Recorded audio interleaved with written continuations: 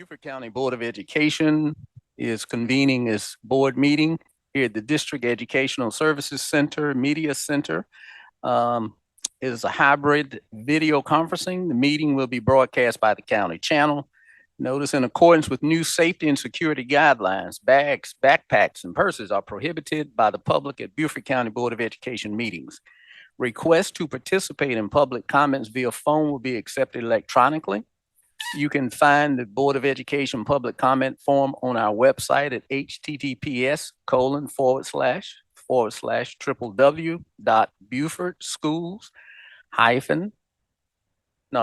schools.net/about-us/board-of-ed/public comments. Please sign up using the public comment form 24 hours from the day of the meeting. Requesters will receive a phone call during their respective public forum time and should be ready to speak. You may address the board for a maximum of 3 minutes on issues within the board's domain. The forum will be limited to 30 minutes. Citizens desiring to participate in person must fill out a public comment card that can be obtained from the board clerk upon arrival. Requests for the second public comments will be in the same manner as above. The second public comments will take place prior to adjournment, no later than 9 p.m. The second forum will be limited to 15 minutes. And with that, is there a motion for approval of the agenda? So moved. Is there a second? Second by Dr. Carr. All in favor? Questions? Yes. I would like to know, in the employee matter, personal application report, code 30-4-70A, who will be advising us in that? Staff. And the receipt of legal pending claims matters, client attorney privilege pursuant to South Carolina 30-4-70. And there are two of those. Who will be advising us in both of those? Ms. Cartledge and Attorney Crum. Attorney Crum and Mrs. Cartledge. Okay, And staff. and staff. Thank you. That it? Yes. Sir. Okay, Thank you. thank you. If you'll join me in the pledge of allegiance. Oh, we got a vote. Sorry. All in favor? Aye. All Vote opposed? right, aye. Hey, Thank you, I. Ms. Thank you, Ms. Hay.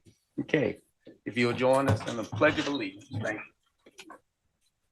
I pledge allegiance to the flag of the United States of America and to the republic for which it stands, one nation, under God, indivisible, with liberty and justice for all. Everybody, a moment of silence, please.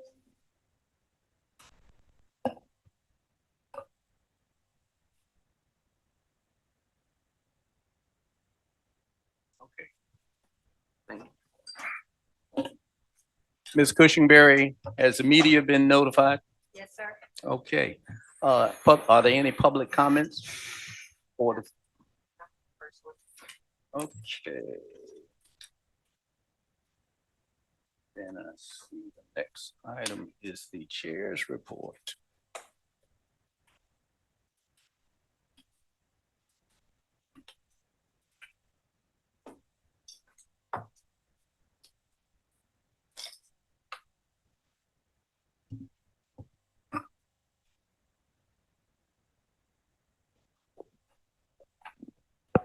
Okay, for the chair's report, would like to note that there was a senior scholars night at Bluffton High School, and it was a superb showing of academically focused young scholars, seniors no less.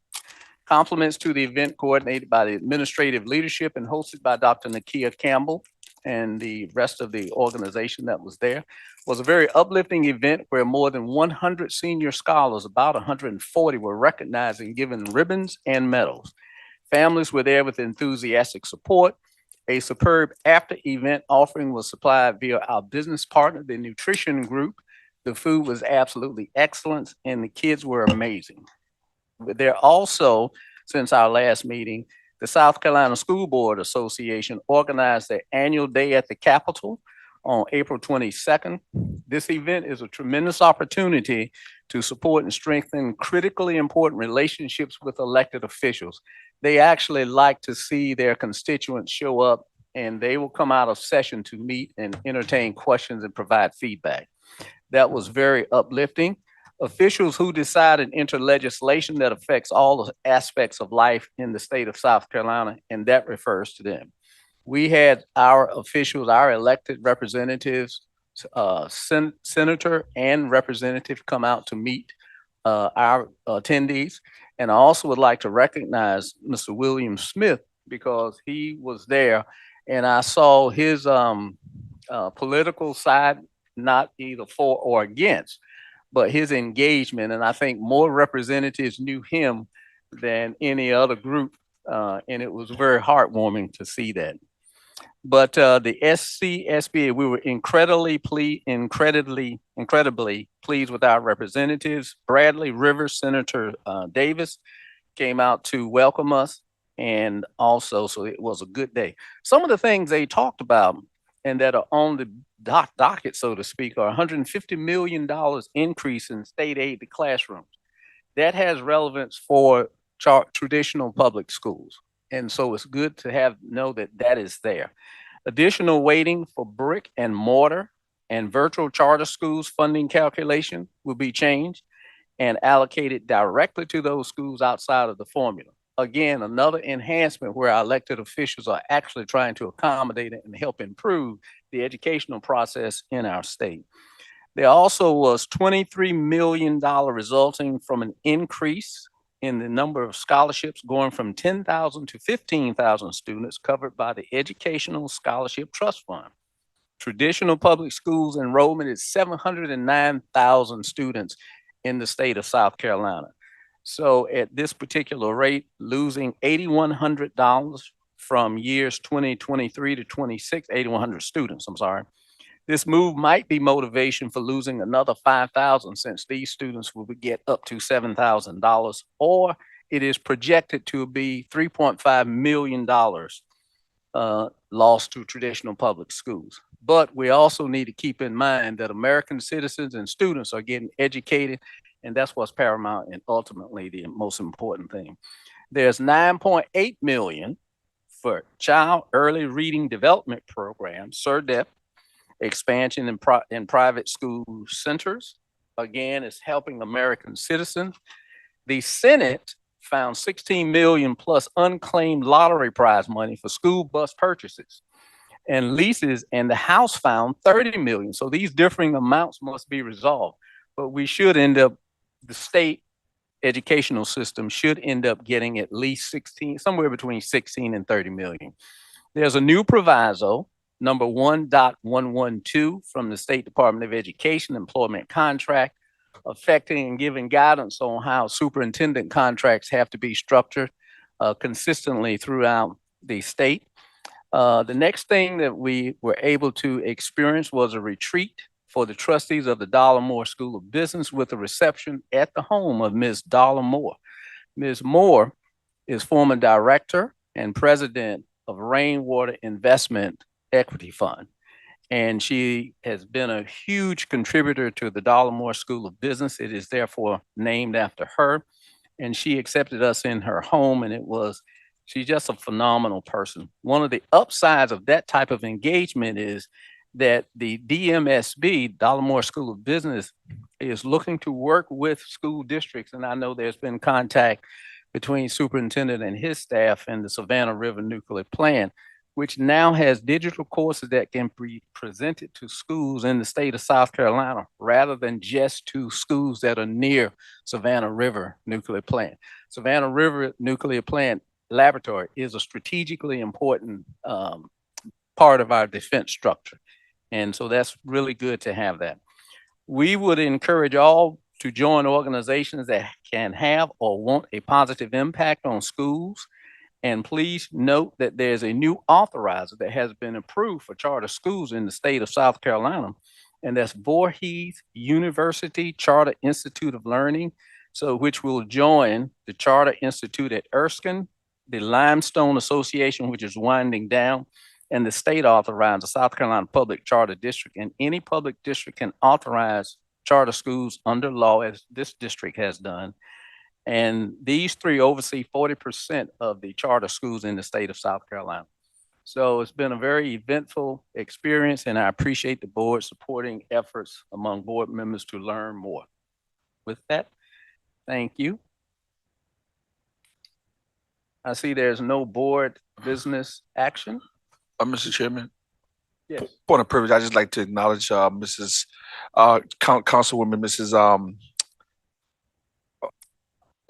Mrs. Howard.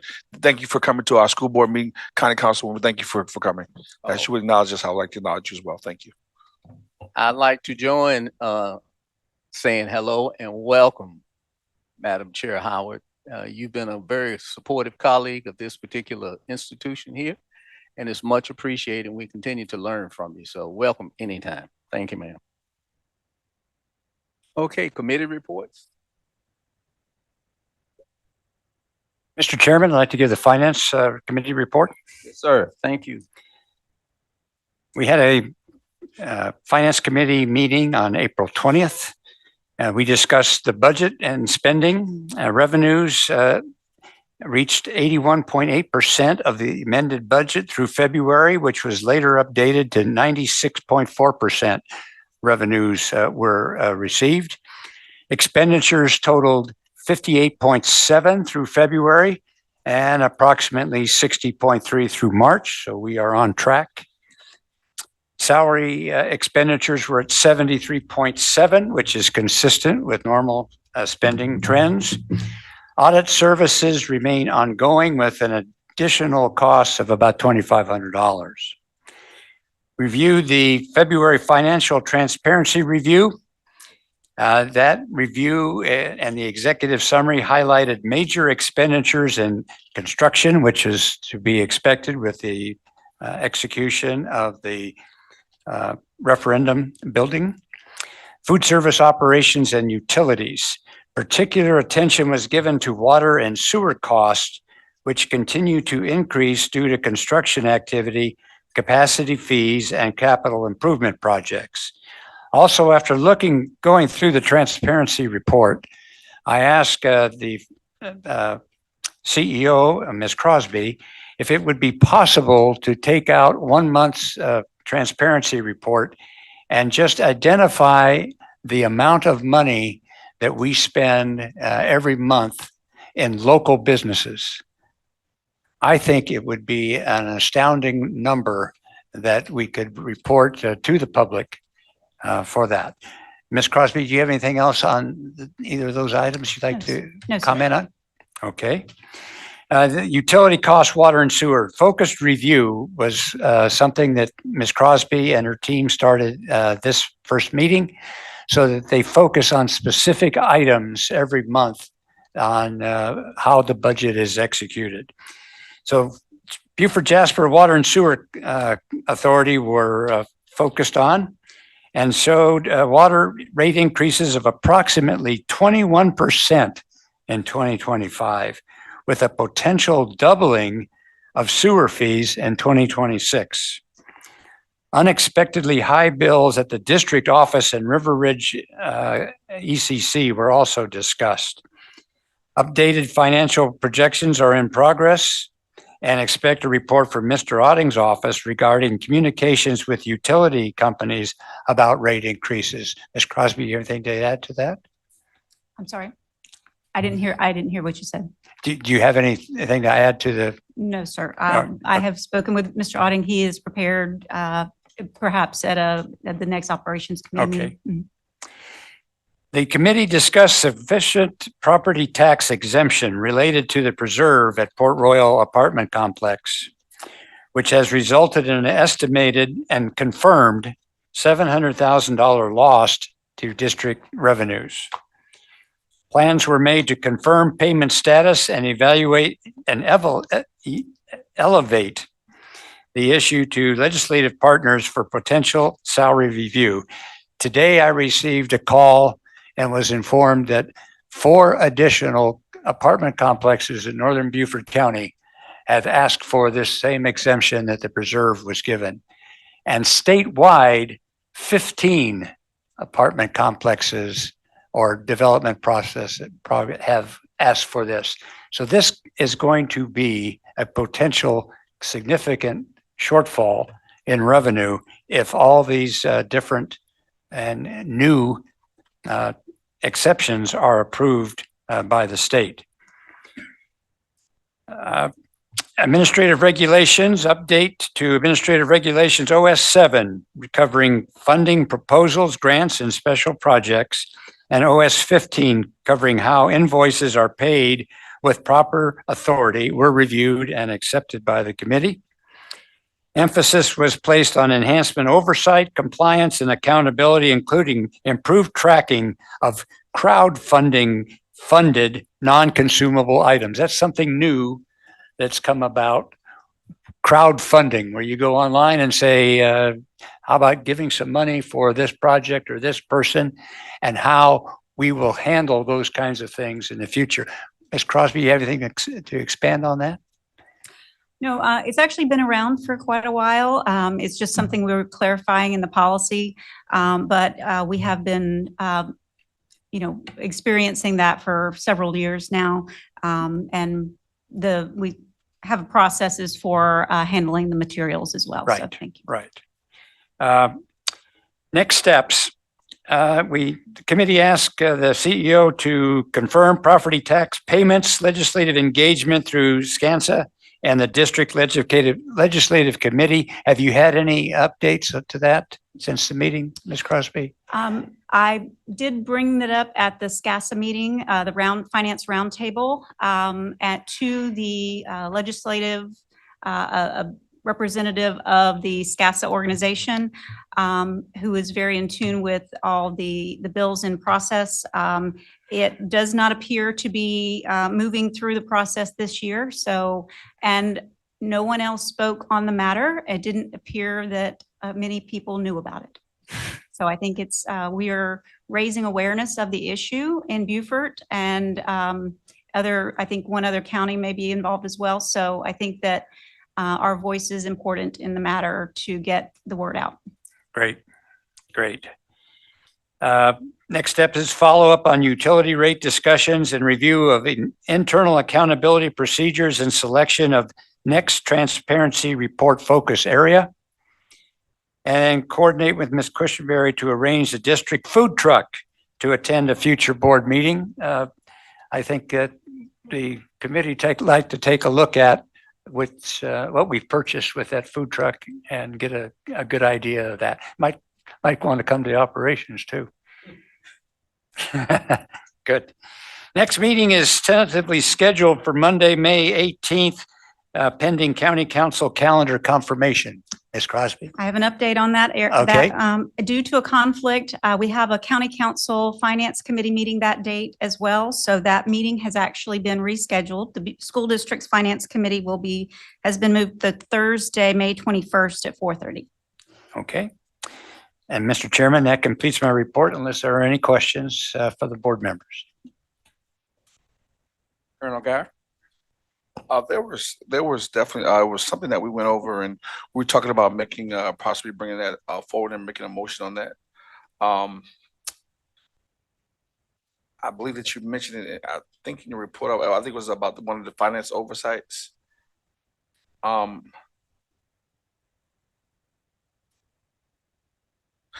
Let me go back, if I find my notes, and I go back and look at that, but there was something that I remember us talking about, and we were talking about bringing in motion. I was looking in this notebook, but it might be in, Okay. I think it's in my I don't thing. recall that, but if you could let me know. Yeah. Okay. You remember? Okay. All right. Yeah, you were there too. So. And I'm good, Mr. Chairman. Thank you very much, Colonel Guy. Operations. Thank you, Mr. Chair. Operations had a committee meeting on April 9th. Regarding the 2019 referendum project closeouts, remaining items as of March 31st are final fee reconciliation for architects, reconciliation for open purchase orders, and reconciliation of commitments put under contract utilizing our contingency savings. For the 2019 referendum financials, all financials report green lights. Of our seven, we had 375.7 million. Paid and committed is 373.5 million. Remaining available funds, including contingency, is 2.1 million. For our 2023 bond referendum monthly projects, all report green lights. The financials, all financials report green lights as well. Current referendum budget is 439 million. Paid and committed funds total 271.1 million, and remaining funds, including contingency, are 168.8 million. For community outreach, a groundbreaking ceremony for the new Ladies Island Middle School building is scheduled to occur on 21st of May, 2026. Time is yet to be determined. The groundbreaking ceremony for the new Beaufort High School CTE building is scheduled to occur on 22 May 2026. Again, time to be determined. And Mr. Auding, is there a topping off ceremony for May 15th? Topping off ceremony for May River Elementary will be May 15th at 10 o'clock, you said? Yes. Thank you. For the FY28 8% options, we discussed 8% funding for FY28, funding of HVAC, paint, roof repairs, technology, and additional needs. Out of the 5 options that were presented, the committee asked for a few more details. And once we have our meeting coming up in 2 weeks, we will bring our recommendation back to the board in 2 weeks. Student assignment planning. So we're in that neighborhood now, I guess, in that season of getting ready for all this. The operations department came forward to develop new attendance zones to open May River Elementary and relieve the capacity issues at Pritchardville. They looked at all the elementary zones in Bluffton to fix the donut holes and bring enrollment to a target of 85% level if possible. Of course, to fix the donut holes and all those other things that exist in middle and high school zones, and to create a clean feeder system which changes all the levels of attendance and creates a new cluster. And of course, they will be doing some public meetings after we do some more discussion of this. 3 options were developed independently. The planning option minimizes moves, creating a zone of May River Elementary and to fix the donut holes. There was a transportation option, which the best option for bus routes, in addition trying to achieve the 85% targeting capacity of usage, and a GIS analysis, which targeted balancing enrollment, just targeting the balanced enrollment of 85% capacity. There was a suggested 4th option. So the operations will do some research on that. And again, they'll bring it to coming up into our operations committee meeting next week, and we will bring our recommended option to the board in 2 weeks. For our custodial update, for March of 2026, there were 59 district inspections and 651 vendor inspections. Average district score was 92.3. All vendors maintained greater than 90% staffing, and there were no custodial deficiencies. For our maintenance update, work orders to date, 20,693, completed 18,008. Work orders in progress are 1,935. Average days to complete each work order north of the Broad is 5.7 and south of the Broad is 4.5. The school blitz for the month of March was Beaufort Middle School with 65 total work orders, and all 65 were completed. Only one maintenance deficiency for insufficient staffing, but current staffing is at 95.3. For those you remember, they will be penalized if they don't have 100% staffing. Our next operations committee meeting will be on May 12th at 1700. And that concludes my report. Thank you. Any questions? Let's start with Ms. Hay and Ms. Boatwright. Want to make sure we don't neglect them. Any comments or questions, ladies? Sorry, struggling to unmute there. There's no motions coming forward, correct? There's no action being taken from this committee report? Correct. Then I have no questions. Thank you. Thank you. Ms. Hay? Ms. Hay here. I do not have any questions, and I am hoping to make it to the next operations committee meeting. No problem. Thank you, Mr. Nate. All right, Superintendent? I do have a question. Yeah. In terms of looking over the timeline for the Ladies Island Middle School, and what's the building timeline? Because it seems like this is going to be one of the schools going to be the longest that's going to be. Is it going to be 2 years to build this school? So the timeline to build Ladies Island Middle School, they've started, it actually just started the other day, doing utility work. During spring break that began. They will actually start demo and site work this summer. The building, the replacement building is planned to be open in August of 27. And then we will actually, no, I'm sorry. It's going to be in December prior to January 27. And then they will have to tear down the old building. So the entire project will be done in summer 27, but they will have to occupy, they'll move into the new building over actually the Christmas break.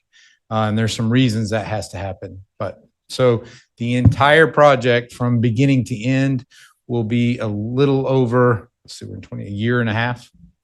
So not 2 years. Okay, and do we have that in writing the step-by-step plan out? Because that's just a couple of the my constituents has been asking about how long is it going to take, and when I told them that I know when the groundbreaking is going to be, but they were just concerned because it has been delayed a little bit because it was supposed to be started prior to now, and you're just wondering is it going to be a two year turnaround, or what we're actually looking at in terms of lock-in dates and lock into what we're actually building. So all the lock-in dates are in the contract. I'll be glad to provide those for you so that you have those, and I'll get those to you so you know what all those are. So the contract specifies the date that everything has to be completed by. Thank you. That is okay. Okay, thank you. At the last work session, one of the items on that agenda was third grade retention rules by the state of South Carolina. So today we're bringing forth summer school on summer programming from the Beaufort County School District to include Summer Reading Academy as well. And so we have a team from ISD that'll be here and from special education as well. Please. Thank you, Dr. Rodriguez. Thank you, board members. So tonight we have two things in your folders for you. We have an executive summary that has a little bit of detail about the goals for each program. And Ms. Cushenberry, if you could pull up the presentation, we'll go through that for them and then answer any questions. First of all, we're really fortunate in Beaufort County because we are able to offer a myriad of programs. The ones that we're specifically bringing in front of you tonight are the ones that are built in for student success within content recovery. So if you look at this first slide, it gives you our program hours, and you're going to notice a little difference there. We made this shift last year. It was feedback from our schools. So elementary is set up by the state of South Carolina. There are 96 hours that are required for that program. So it is a full day structured program. However, in our middle school and our high schools, we have some wiggle room. We have the right to do that recovery as we feel our students need. So at the beginning of last year, teachers and principals were like, can we go half day? So we tried it last year and it was a huge success. So we are going half day again. So as you can see, our middle school and high school will be going 8:45 to 12:45. Those dates are from June 8th all the way through the end of June. We will, of course, recognize that Juneteenth holiday is built in, and we are going Monday through Friday. And I'm going to turn it over to our Elementary Director of Teaching and Learning, Ms. Sackman, to tell you a little bit about the program. Good evening. We are so fortunate that all of our schools provide summer school opportunities for our students. This year, every single elementary school gets to host its own program, which is fantastic because that means our students stay close to home and they have access to their familiar environments. For our middle and high schools, there will be a couple of schools that will be sharing locations due to summer work that needs to be completed. But again, we're fortunate to have those diverse range of sites available to enhance accessibility for all of our students and to enrich that summer experience for them. For the elementary summer reading camp, the criteria is outlined by the Read to Succeed law in South Carolina. All districts are required to provide summer reading camp for our third grade students who are reading below grade level. This year, the program expands to include first grade students, and next year, second grade students will also be invited along with our first and third grade students. In third grade, students who scored does not meet on the SC Ready reading assessment are required to attend. And for first grade, any student scoring below the 24.7th percentile on the iReady reading diagnostic will receive an invitation. Summer reading camps, as Ms. McKenzie just noted, must be the equivalent of 96 instructional hours, and the camp for our elementary kiddos will run 5 days per week with the regular school hours of 7:45 to 2:45. Our student rate teacher ratio is 15:1, and school transportation is provided. The pre and post assessment data will be recorded for all participating students. For all students, the spring iReady benchmark is considered that pre-assessment. And at the end of summer reading camp, any third grade student who is at risk of retention will take the iReady reading diagnostic again. The identified cut score for iReady is 489. And fall 26-27 iReady will be the post-assessment for all of our other students. So a little bit about our secondary school, which is credit recovery. We are regulated by the State Department of South Carolina, by the State Board, as well as 2 of our administrative regulations, 30 and 43. Students are allowed to take no more than 2 units of credit recovery. The enrollment, the students need to have a grade of 50 or higher in order to recover that credit. However, if a student has had issues within their school year, the principal can make a decision for that student to recover some of that credit. If a student is in a class that is a high school level class, but they're before their 9th grade year, they are not eligible under state guidelines to recover that credit in summer. This is where it gets a little confusing every year. They must complete 100% of the assignments at 60%. Sounds like a lot. They take a pre-assessment. That pre-assessment finds out where they have not met that level of mastery or proficiency. Those are the assignments they get, and the only assignments. But in order for us to deem that they're proficient in those, they have to complete those assignments at a passing rate of 60.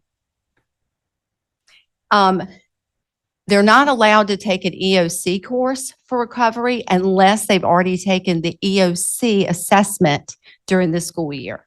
So that's another caveat.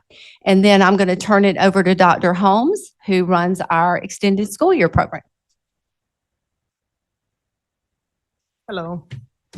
So extended school year is a program that we provide our exceptional learners who would need to extend beyond the traditional school year. So we have 2 sites where it's going to be one in Bluffton. The other one will be Bluffton Elementary, as a matter of fact, and Robert Smalls Leadership Academy. We operate on a modified or half day. So again, we do the 7:45 to 11:45. Transportation, of course, is provided, as well as meals. So the students receive that. Again, it's an eligibility criteria. Of course, the student has to be an exceptional learner, and the IEP team will meet to discuss what those services would need to look like. So we may have a student who may only come for speech and language therapy. Then we may have another student that may come for, some reading support or math support, or any student that may have significant cognitive or even behavioral needs. So that's extended school year in a nutshell. Thank you. Any questions from board members or you speaking? Just want to say one last thing. I can't without recognizing that this is a district-wide effort. You see student services and ISD up here, but we could not offer these programs without transportation, who are steadily making those routes right now. Our food service, who've already gotten student numbers and are ordering those meals and providing those. Facilities, who has been very gracious in trying to help us make sure that we have rooms. For example, you saw Beaufort Middle School is hosting Beaufort High School and LIMS at their facility. Operations has already been there, facilities has already said, hey, we're going to stop everything, let you guys do this, then we'll come in and do our work after. So it's truly a Beaufort County effort, and I just want to make sure that was said. Any questions? Yes, Mrs. Smith? Do we know how many students will be serving over the summer in its full totality? Do you know your number? No, we don't have, we are based on winter projections. We have about 490 third graders, 360 first graders. However, that is from winter because they have not tested for spring yet. So we will have to wait for those results when they come in. So for extended school year, we're still having meetings to determine that eligibility, but currently right now projected, we were looking at about 15 students. And that's split, so it could be 8 in Beaufort, you know what I'm saying, 4 in Bluffton, so we're having about 15 that are on the roster right now. 15 on the roster right now. Thank you. And our secondary students still have some time to avoid credit recovery. So I'm hoping they're all working diligently on that. But typically for the last 3 years, our average runs between 650 and 700 that we serve. Right.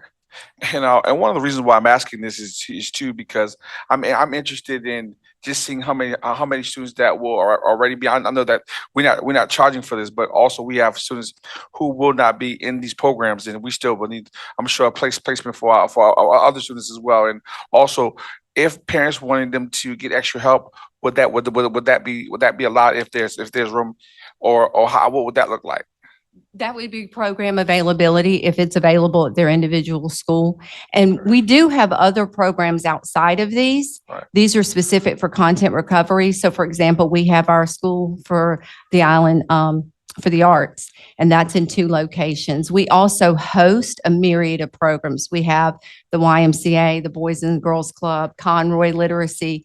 So we do have a lot of things going on that students can get involved in. So if there are students that want to be involved in something or parents who would like to, please have them reach out to their school because there's a lot of opportunity. Thank you, because that's good though, because I've had parents who have reached out to me and have asked those questions, and I also have posed to county council. I saw it in another district, another county, where they were able to take some of the county funds and allocate it for some of the summer programs to be able to not have kids at home. And that I will definitely be pushing to see if we can get county council to allocate some money. I'm going to ask the chairman to put that on our next joint meeting to see if we can have county council allocate some money for our next part. I'm sure we won't get done for this summer, but for next summer to allocate some funding to be able to enhance some of those programs, and also to give us more programs that will be available in different areas in terms of not just school buildings, but also in the community where it will be right there where they live at. It'll be more accessible. So that's just, I'm just trying to gather up information to figure out how to get it formulated. Thank you. I appreciate that. Thank you, Mr. Smith. Any other board members have questions or comments? Ms. Hay or Ms. Boatwright? I do not. Thank you, Ms. Hay.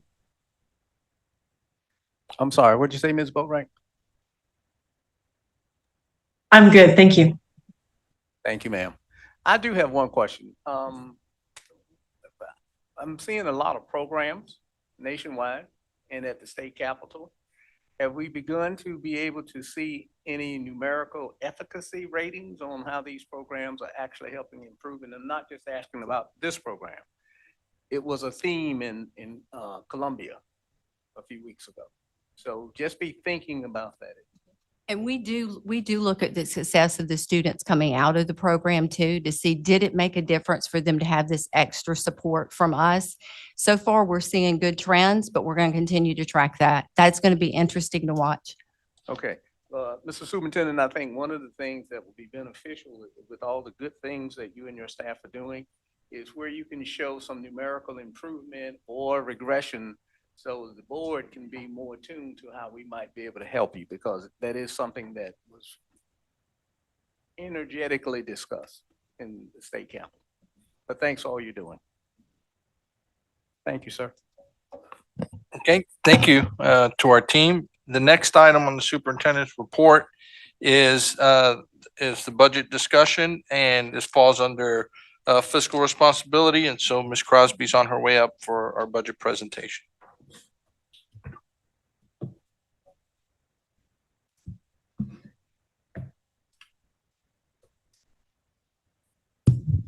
Before Ms. Crosby begins at the work session, last work session, when we officially first introduced the budget, there was quite a bit of discussion amongst board members. We were asked to take all the information back and then come back for this second round, second reading, second presentation on this piece. All right, thank you. So this evening, the staff presents its proposed fiscal year 26-27 general fund budget for board review and direction. This second reading provides some enhanced detail, both in the narrative and in the presentation and in the handouts.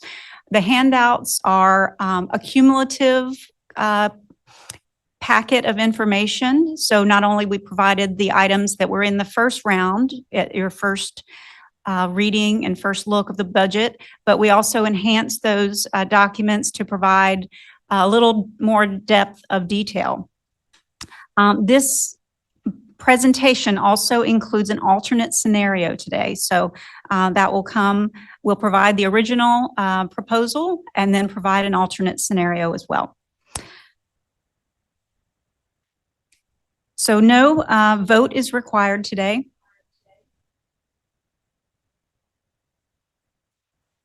However, Dr. Rodriguez and I will be requesting some direction on how the board would like to proceed with the scenarios as we finish up the discussion today. So on the second slide of the operating budget highlights, so the budget aligns with the district strategic plan. It prioritizes student achievement, workforce competitiveness, operational sustainability, and while accounting for inflationary pressures, contractual obligations, and evolving funding projections from the state. The budget totals the original proposal of the budget totals $395,321,600, balanced with corresponding projected revenues and no millage increase requested under the base scenario. Approximately 83% of the budget increases are allocated to employee compensation, reinforcing our commitment to investing in the workforce. So the budget priorities. So we have budget priorities that align with the strategic plan, $15.2 million of investments in employee compensation. This budget reflects one of the highest starting teacher salaries in South Carolina, $2.9 million of increases in academic programs, and $3.4 million increases in essential operational services. So as a recap of our prior budget conversation, the first priority that we have listed here is teachers and support staff compensation. So we had extensive feedback. I just want to reiterate that beginning in October, we began our public forums and our communications with our principals to get a needs assessment and identify specific areas, especially for the people closest to students. And we went through an extensive stakeholder feedback process. And we were able to gather the information very early and build the budget with the priorities in mind that were community-wide, not only, and also an online survey as well. So the first priority that we identified was teacher and support staff compensation. Employee compensation in general is $15.2 million. The proposed starting teacher salary is $62,587, the base, plus a $1,500 locality supplement would be maintained as it has been for the last several years, positioning Beaufort County School District at $64,087 total compensation package, which is one of the most competitive of districts in South Carolina. And so Additionally, we would provide a 3% cost of living increase for all other Beaufort County School District employees, which closely aligns with the average inflation rate for the year. And this, I might add, is above the 2% rate that the state is providing. The second priority is academic programs. Well, specifically, we'll be investing our $2.9 million in expanded support for special education, multilingual learners, and behavioral intervention, which were specifically identified by our principals. Continued investment in Montessori programs, expansion of career and technology education, and extended school year and summer learning initiatives, which you just heard about a few moments ago.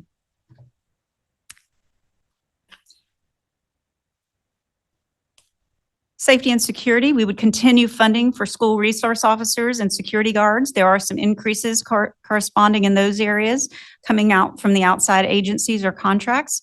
Expanding our weapons detection systems to middle schools and continuing mental health and wellness supports. And then the next priority is operational essential operations. We would maintain core district operations, and some of the major contracts we have are custodial, maintenance, and grounds. Also under the contracted services is listed transportation. That is not contracted, but that is one of the core operations of the Facilities and Operations Division. Also increases in property and liability insurance. As we are a coastal county, those rates continue to climb. Technology, infrastructure, and software licensing. Required professional services such as audit, legal, compliance are also in this budget. And lastly, just a comment on financial stewardship. Again, the proposed expenditures in this budget are $395 million, 83% of which increases are allocated directly to employee compensation. And the revenues would balance this budget with the identical amount of $395.3 million as well. Again, this budget proposal provides no millage increase. Again, the first teacher salary, this is a look at that first teacher salary. The starting teacher salary for Beaufort County School District and the first 5 steps, 0 through 5, would be maintained at this level. That would be beginning where our rate is currently $60,087. It would be a $2,500 increase and to the base salary. And then in addition to that, the locality supplement, which is paid in 2 installments, half in December, half in May, would bring the total compensation package up to $64,087 for the starting teacher salary. So Beaufort County School District has increased its starting teacher salary by 69% over the past several years, representing a $25,000 increase, I think over a 7-year period. Beaufort County School District continues to trend above state national averages for both starting salary and average teacher salary, from significant levels over the starting salary, about at least $10,000 above the starting teacher salary nationwide, and above at least $3,000 above the national salary on the average teacher salary. So that would be the average of all teachers across the board. So this poses itself to demonstrate significant achievement or increases in this rate as a purpose of retaining, recruiting and retaining teachers.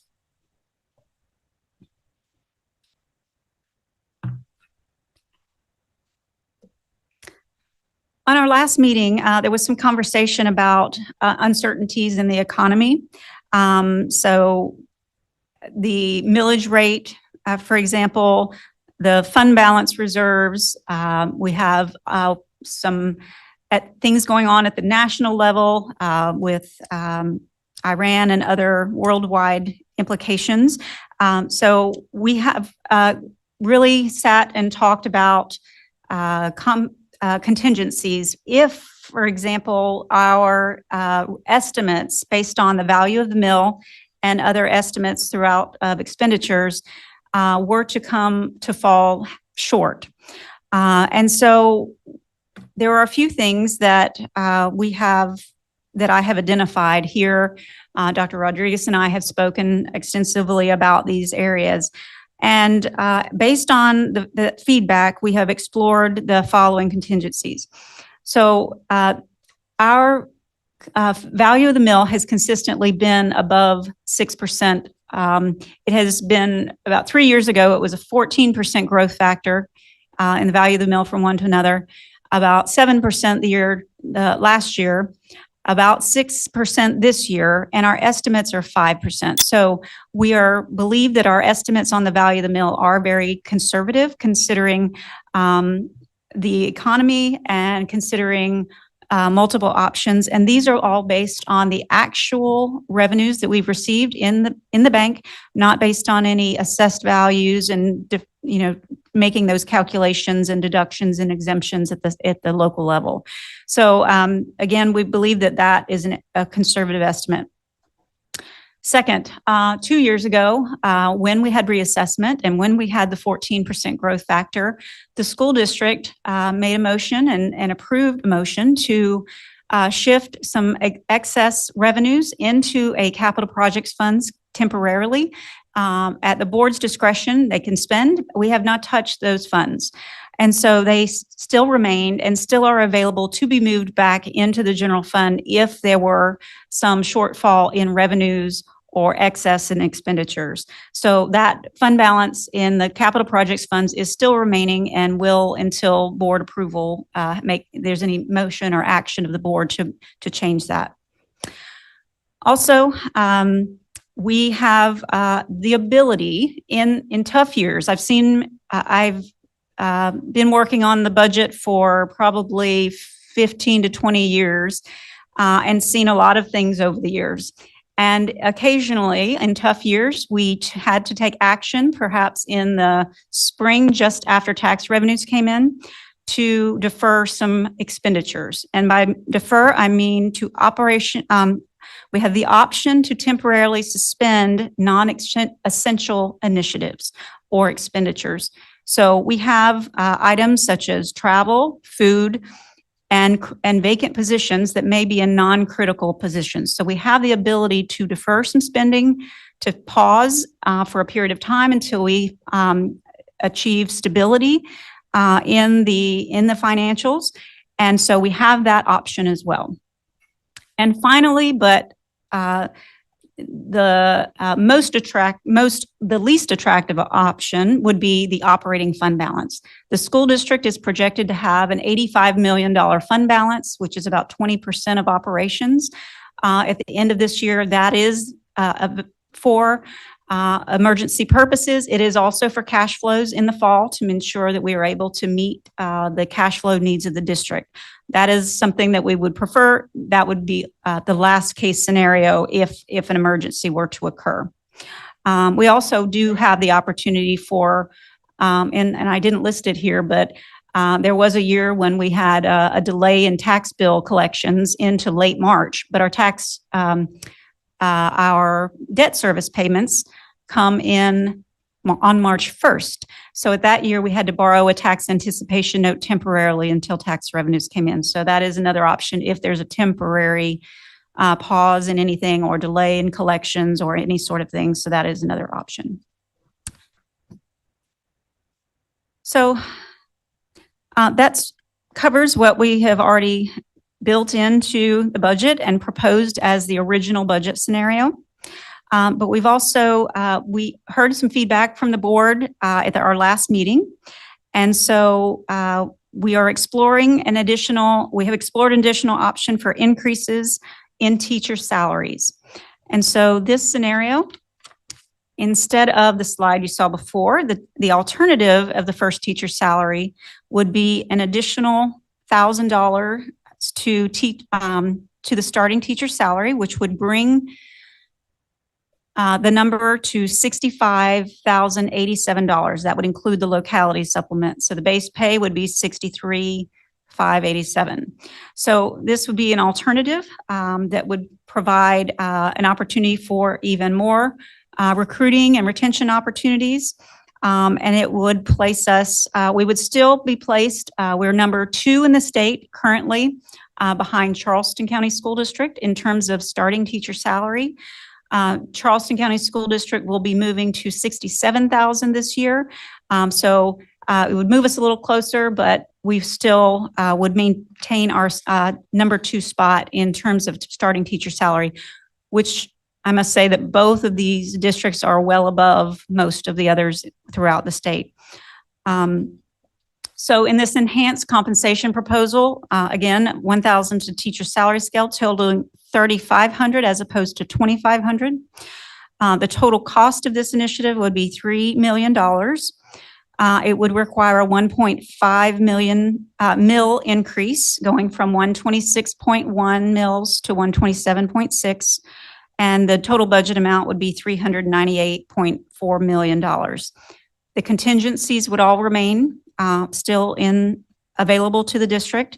The locality would also remain. And this total compensation package, as I just mentioned, would take teacher salaries in Beaufort to $65,000.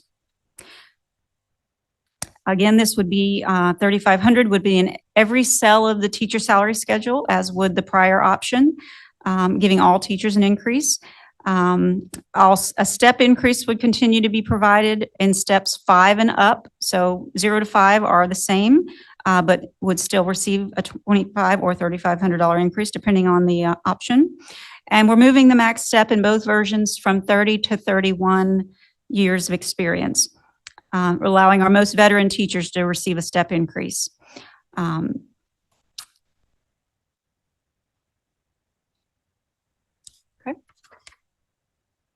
So that provides the information of the second alternative scenario. So just a couple more slides to finalize this afternoon. We are in the middle of a legislative process. We continue to be there. The budget's currently in final reconciliation between the House and Senate Conference Committee. That was my last update. I haven't checked today or yesterday. So there's still some final deliberations.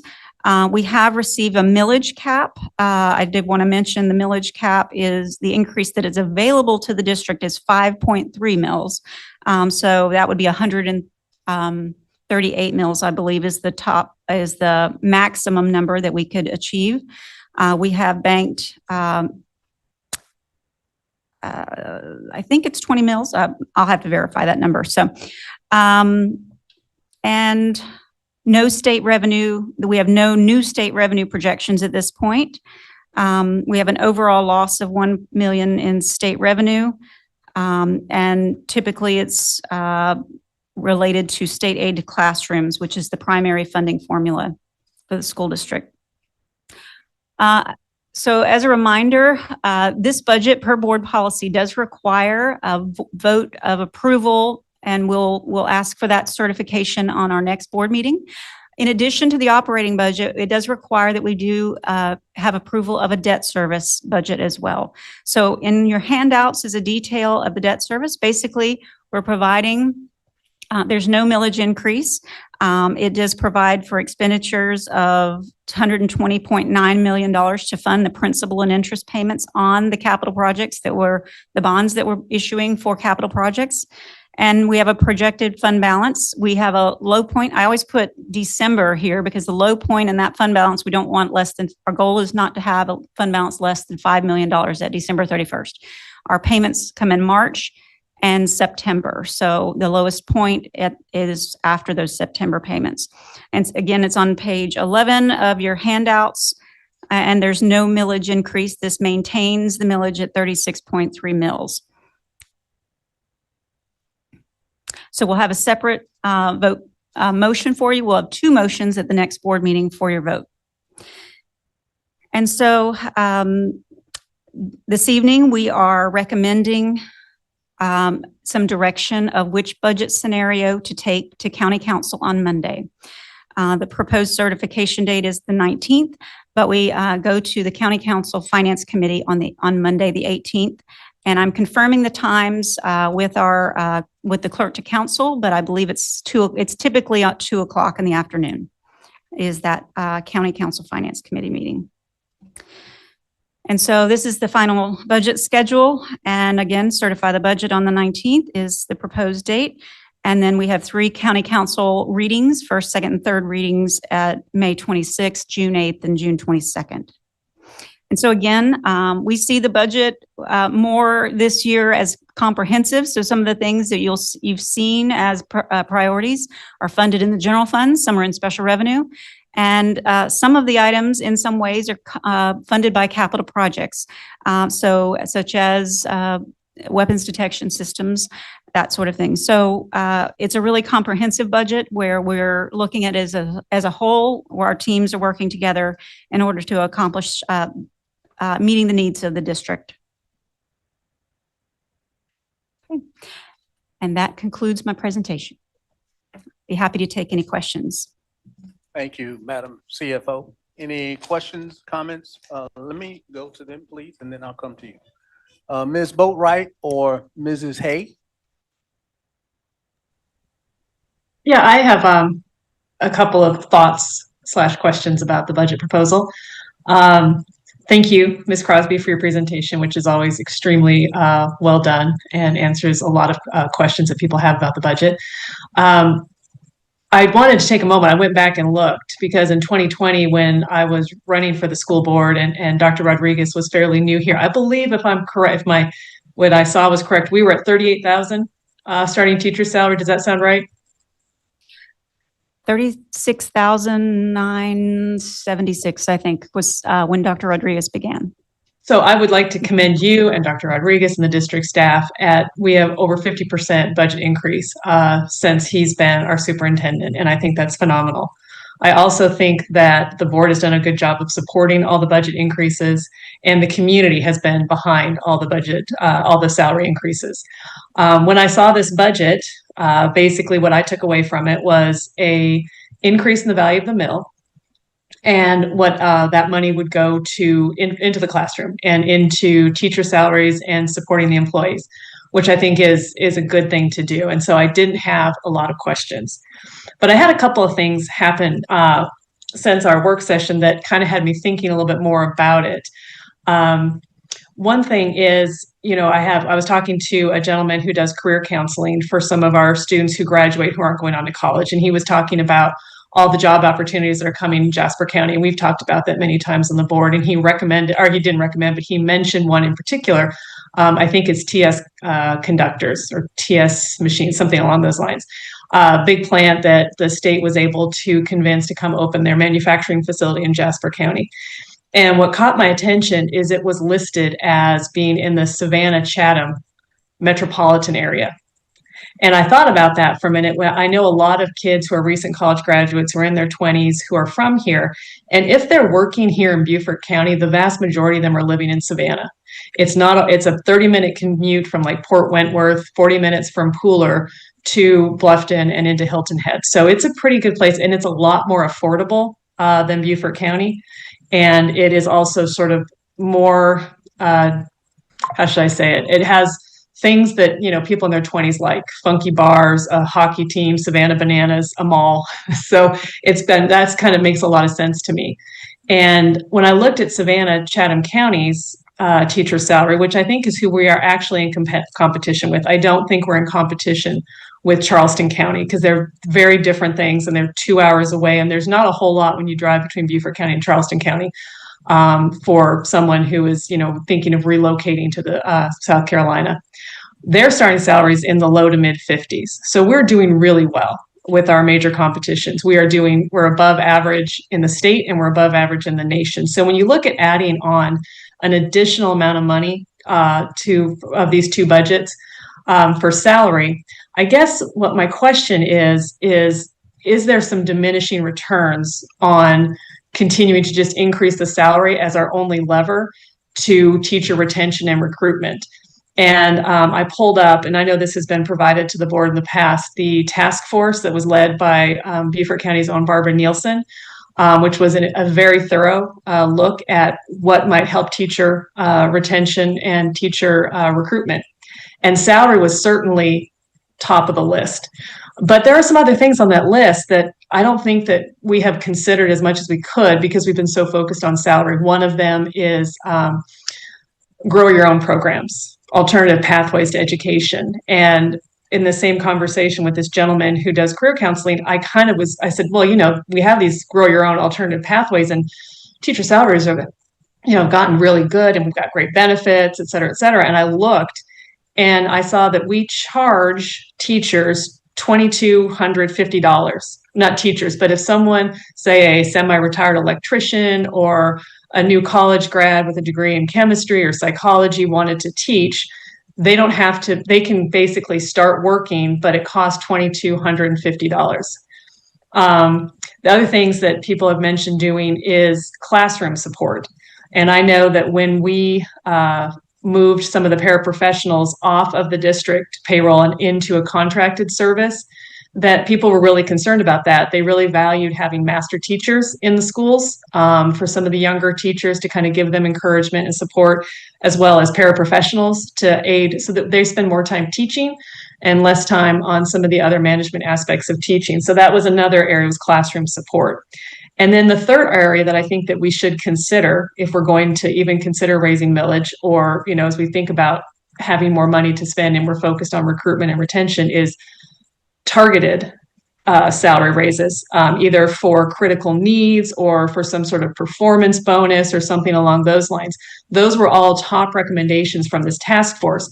So I guess my question is, can we consider, if we're thinking about teacher quality, teacher recruitment, happy teachers, lots of them, can we consider some of these other levers rather than just continuing to bump the salary up bit by bit? Because we've already made so much progress in that area.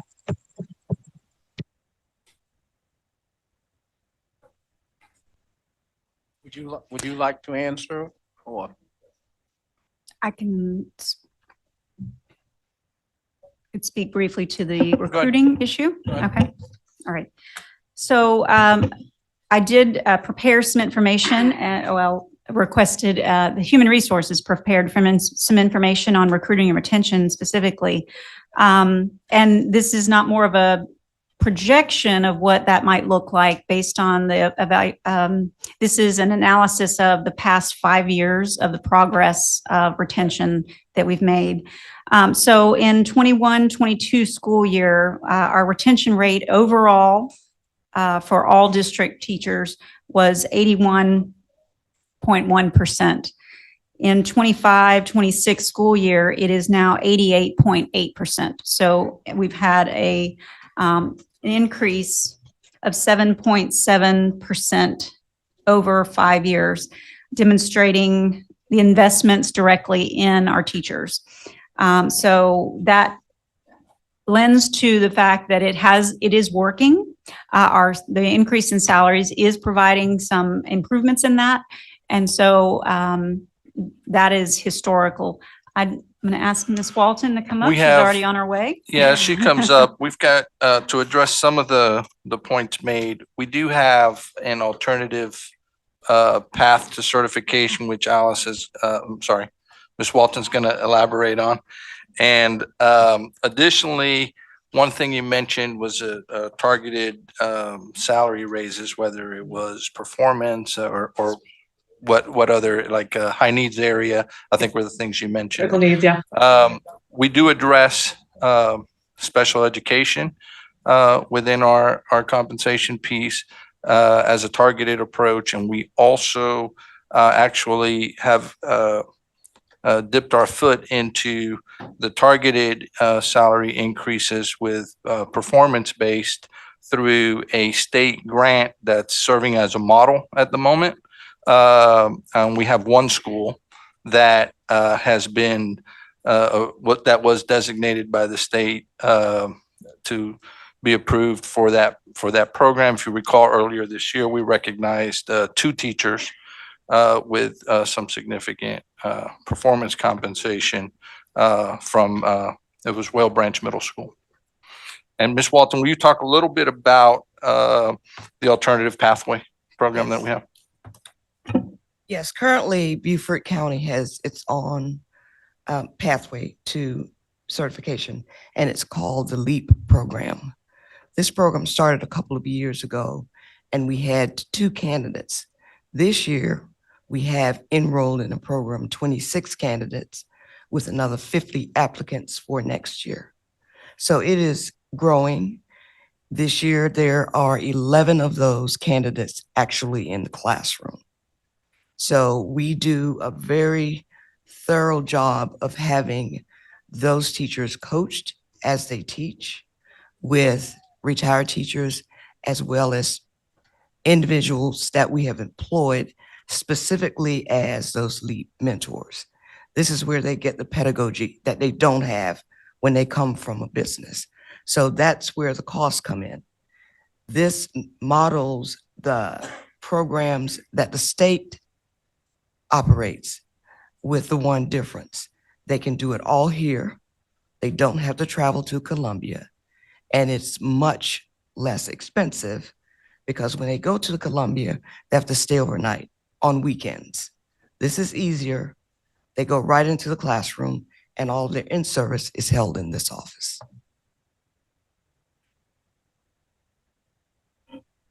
Our problem now, though, next year with 100 applicants, do we have enough mentors to service those LEAP alternative teachers?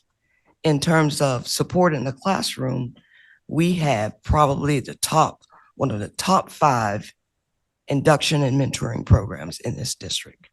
The state requires that we offer 1 year of support. In Beaufort County, we mandate 2 with an opportunity for the 3rd year if a principal sees growth in that teacher. And those teachers are supported by district mentors that's housed here, but travel to schools. There are 6 full release mentors. That's all they do is service teachers in the classroom. Plus, we have retired teachers who also serve as district mentors.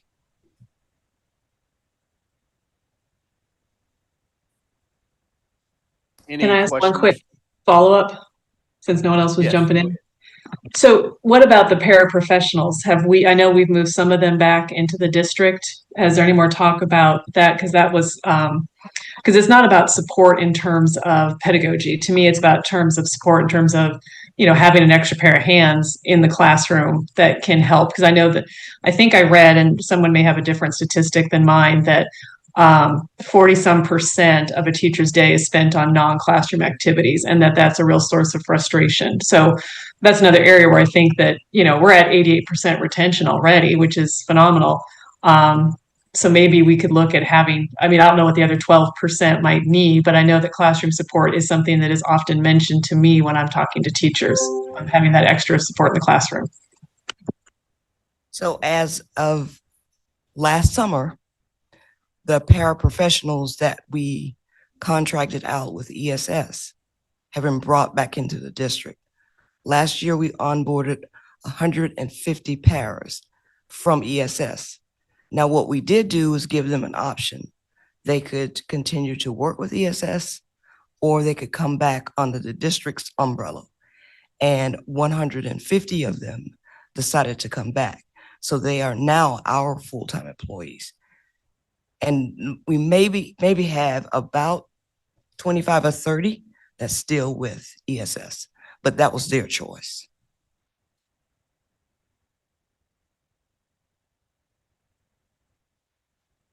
Any other board members have questions, comments? Yes, sir, Colonel.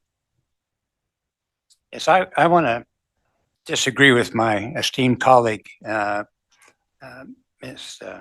Ingrid Boatwright.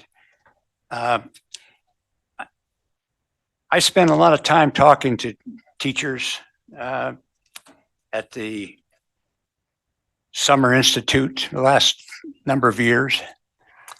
I have talked to many teachers who came to us from the Effingham and Chatham County School District and why they came here. And I have yet to have anybody that I've talked to who's come from the Charleston County School District that decided to come here. When I talk to teachers, that's where they go. Here, maybe south of the Broad, they go to socially go to Savannah. North of the Broad, I have yet to meet one teacher who doesn't go Charleston because they have a lot more, they call it safe social areas that Savannah, in their opinion, doesn't have. I also see that by going up in our salary we can't match it year by year, but we need to stay up with, that's the salaries that attract teachers up to Charleston. And having put a grandson in the North Charleston area, in the district that has been set up for young professionals, it's very attractive, cost-wise and social-wise. So 65 seems to be, to me, an appropriate salary.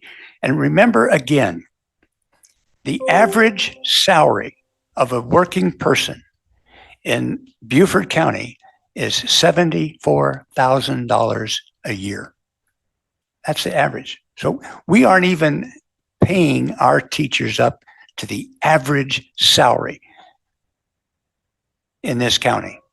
And that to me should be our focus, is to at least bring our teachers up to the average salary in the county that we live in, and not try to go down or stay static.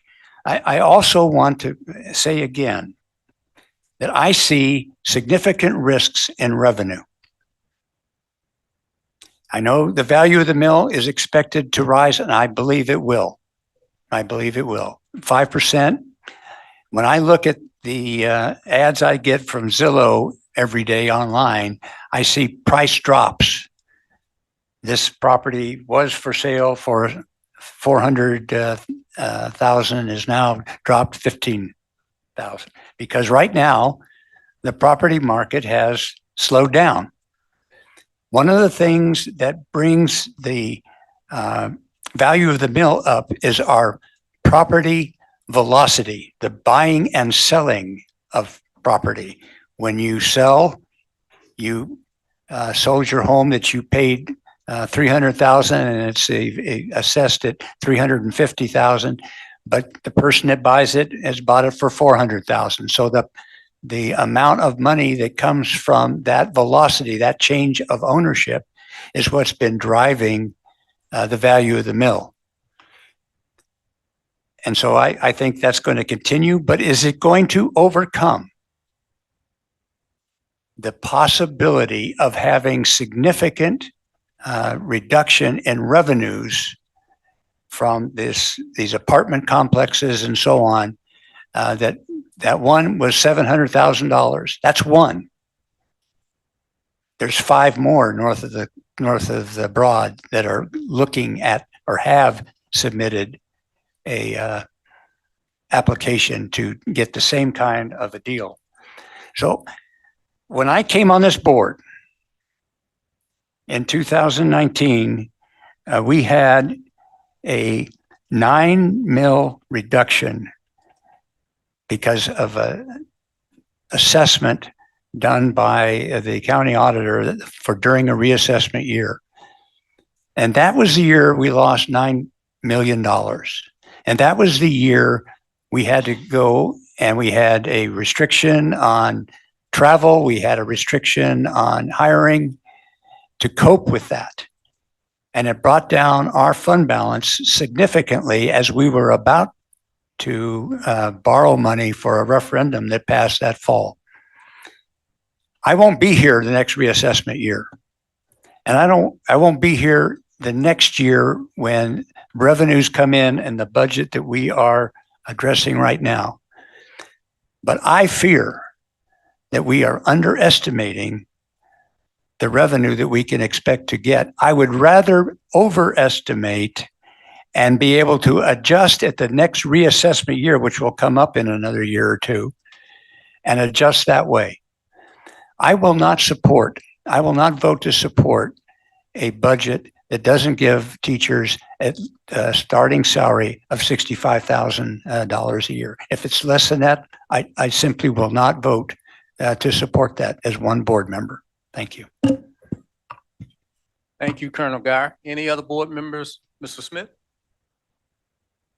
So, in terms of, actually, also in terms of when we were talking earlier about the financial, going over this, it piqued my memory. We were talking about the the special permit that they get in terms of what Mrs. Crosby was talking about earlier about the what's the apartment complex, the preserves in terms of those special permits that they get to not pay taxes. And when we were in the finance committee meeting, I said that the board should need to know those types of things, because in terms of us going out and talking to legislators in terms of Columbia and different people, we need to be having those active conversations along with county council, so that we are all on the same accord into how it hurts the school district and how it hurts our area. And so that was one of the things that I brought a proposal that would not pass the board, that would not go past the board again, and that we not know about it, and we find out in terms of form that Mr. Geyer found out about it, or in terms of Mrs. Crosby kind of mentioned it in the meeting, casually, because those are very big those are issues. When we talk about budget, you're talking about who's being taxed and who's getting a tax break, because everyone is using the affordable housing. That's just a real good spinoff for it. Everybody's using that and they're getting breaks. So we have to be mindful of that. So that's just something that's why I'll revisit that. But I just want to put that back out there. That was one of the things that we were talking about, making a motion about informing the board when those things do occur, because the board, as legislators, we should know about those things. But in terms of this budget, I do agree with Mrs. Boatwright. I'm glad that some of her constituents have been telling her now, because I do understand that paying teachers are very important, but teachers can't do it by themselves. The same way the superintendent, he can't do it by himself. He has senior staff that help him manage the administration in the buildings. He has someone who manages that, who's over facilities. So by saying that, we have bus drivers and we have teachers support staff, as Mrs. Boatwright outlined. And when you raise tide don't raise on one side. When tide raise as a whole, one side of the river just don't raise. The whole tide comes in and tide goes out. So we're saying that it's hard and it's gut wrenching when I'm out and about and people are saying that they can make more money at Walmart than being a part of the support staff. And then you have teachers who are saying that, listen, we actually do need support staff. So, and when you look at as Ms. Boatwright said, we have definitely raised the teacher salary up. So, when you play just to be a devil's advocate, and in terms of there are a couple of questions I would that I would actually know my colleagues and just us in general. Are we getting the best bang for our buck? Because also right now, understanding that the economy is not where it used to be. So there was one point where teachers could go ahead and do other things, but right now teachers are coming back to us. It's not. I don't think recruiting is that scarce high, especially with what Beaufort County School District is paying in terms of salary, and with the market getting scarce and jobs getting scarce, and AI is taking over everything. Teachers, if you look, teachers are running back to the classroom because guess what? That's a safe job. I talked to several teachers, even retired teachers, people who've done real estate in the real estate market and different things. Teachers, they're saying, listen, the classroom is safe, and what Beaufort County is paying. Heck, we had a board member who left the board, came back to the district. So I think that we've done a great job, a marvelous job in teacher retention, and I am definitely for supporting teachers getting getting the 60, what is it, 60, 65, 80. But in the same breath, we also have to make sure that we're supporting the support who are also taxpayers in this county, and saying that we also value them as well. You can't wash the baby out with the bathwater. So I think that we have to find a way where we can where we can bring both of them in, and we can, and that 3%. They always tell me that 3%. We don't really see that 3%. Y'all get, and they hoop and holler about it, but when you really look at our paychecks, as in terms of, after you look at all our benefits and everything that come out of it, and you talk about y'all give us a pay raise, we don't really see it. Teachers said that they see theirs. So we have to uplift everyone, and then they also talked about a step increase at when we come in Columbia for older teachers in the district, about increasing the steps. So I thought that was something generally good too. So in essence, I hear Mr. Guy's argument, and I hear Mrs. Boatwright, but I think that we may need to do both of them and figure out how we do it. And then also with the teachers, there also a question that I asked too. My question is, are we getting the best bang for our bucks? In terms of school, because I'm in the results section now. We've given teachers some great increases, but as all our schools and all of our students, in terms of learning, is it reflecting that? Because it's one thing to pay people, but I need to see the results. We have some schools that has been not where we need them at for over a year. So we just keep talking about about the pay, but we need to be being very intentional about where we're putting money at, so that we can see results. So I mean, I don't have a problem with paying teachers, but I also need to see some results. And I'm not gonna say I'm hunky dory to say that I've been just seeing the results, that we need to continuously up in the salary, and once again make it clear by no shot of my imagination. I'm saying that don't give teachers a raise, but also we need to make sure we're monitoring both in terms of how we're getting in and being intentional about how we're spending money. We're talking about spending in different things. In terms of sport, I brought that out too. In terms of when you talk about support staff, I've said that several times. When you look at successful programs in sports, those successful programs that are successful at sports, those are some of the schools that are successful. So we have to spend money in those in different areas and be intentional about how we're spending that money, so that we can get results. When you have great coaches that have good leadership and that are inspiring kids, then kids are going to take academic serious. So it's a full workaround in terms of results that I'm also looking for. And I know some people didn't like what I just said in terms of of results. I'm in the results section. I really am. I don't mind giving the money, but I want to see the results. I need to make sure that our kids are able to go out there and compete nationally and globally. Point blank, period. So that's just where some of my my spots are right now, and I'll leave it there. Thank you, Mr. Smith. Yeah, did you have a question? Okay. Thank you, Mr. Chair. I know we have families and some students waiting for a performance, so I'll try to keep my comments short.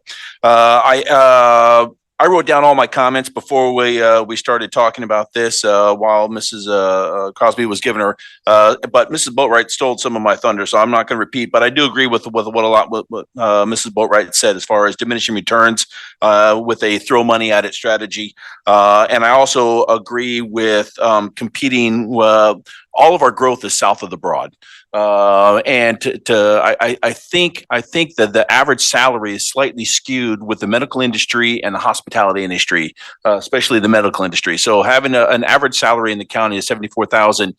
Okay, sure, but the average house in our county, if I'm not wrong, is just over a hair over $500,000. So which we know that there are disparate sections of the county that does not reflect that. The statistics are out there to both support and I shoot down a millage increase, but I'm not for a millage increase, and here's why. At best, it's a redistribution of wealth, because if we raise the mill, we are adding a tax on to our 6%, right? Our business owners and our second property owners. Second property owners aren't just the apartments. They are landlords that have single family residences that rent them out. And it's not just vacation homes.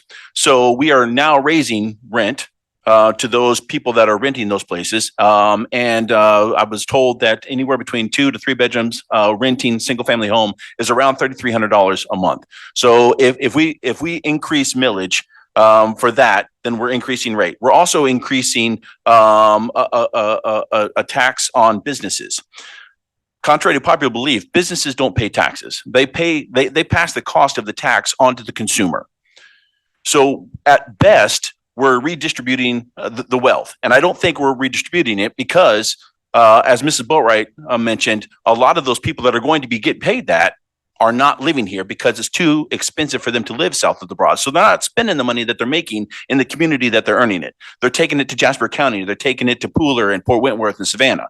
Or they're maybe taking it to Charleston to go have fun with it. So I don't know it's a distribution of wealth. At worst, we're artificially inflating our local economy. So I don't believe that a 1.5 mil increase is beneficial right now. If we're talking about an economic downturn where we have to cushion ourselves, I don't think the taxpayers are going to appreciate a 1.5 mil increase when everybody's going to be feeling the pain of an economic downturn. So I'm not sure that I agree with a 1.5 mil increase. Also, just to clarify, our teachers are getting the cost of living allowance and they're getting increase, and they're also getting the state mandated increase, correct?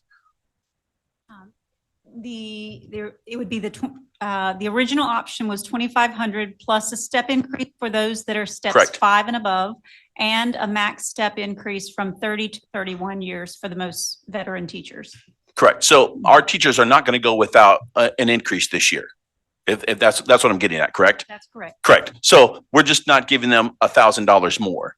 And I think there may be some other options beyond the throw money at it strategy that could be more leverage. Dr. Rodriguez is very much about the culture within our schools and doing all the things that Mrs. Boatwright stole some of my thunder on, as far as paraprofessionals and the alternative pathways. These are all levers to pull to change the culture that attract teachers and make them want to stay instead of just giving them $1,000, because money might get them here, but money's not going to keep them here. If the culture's not good, they're going to leave.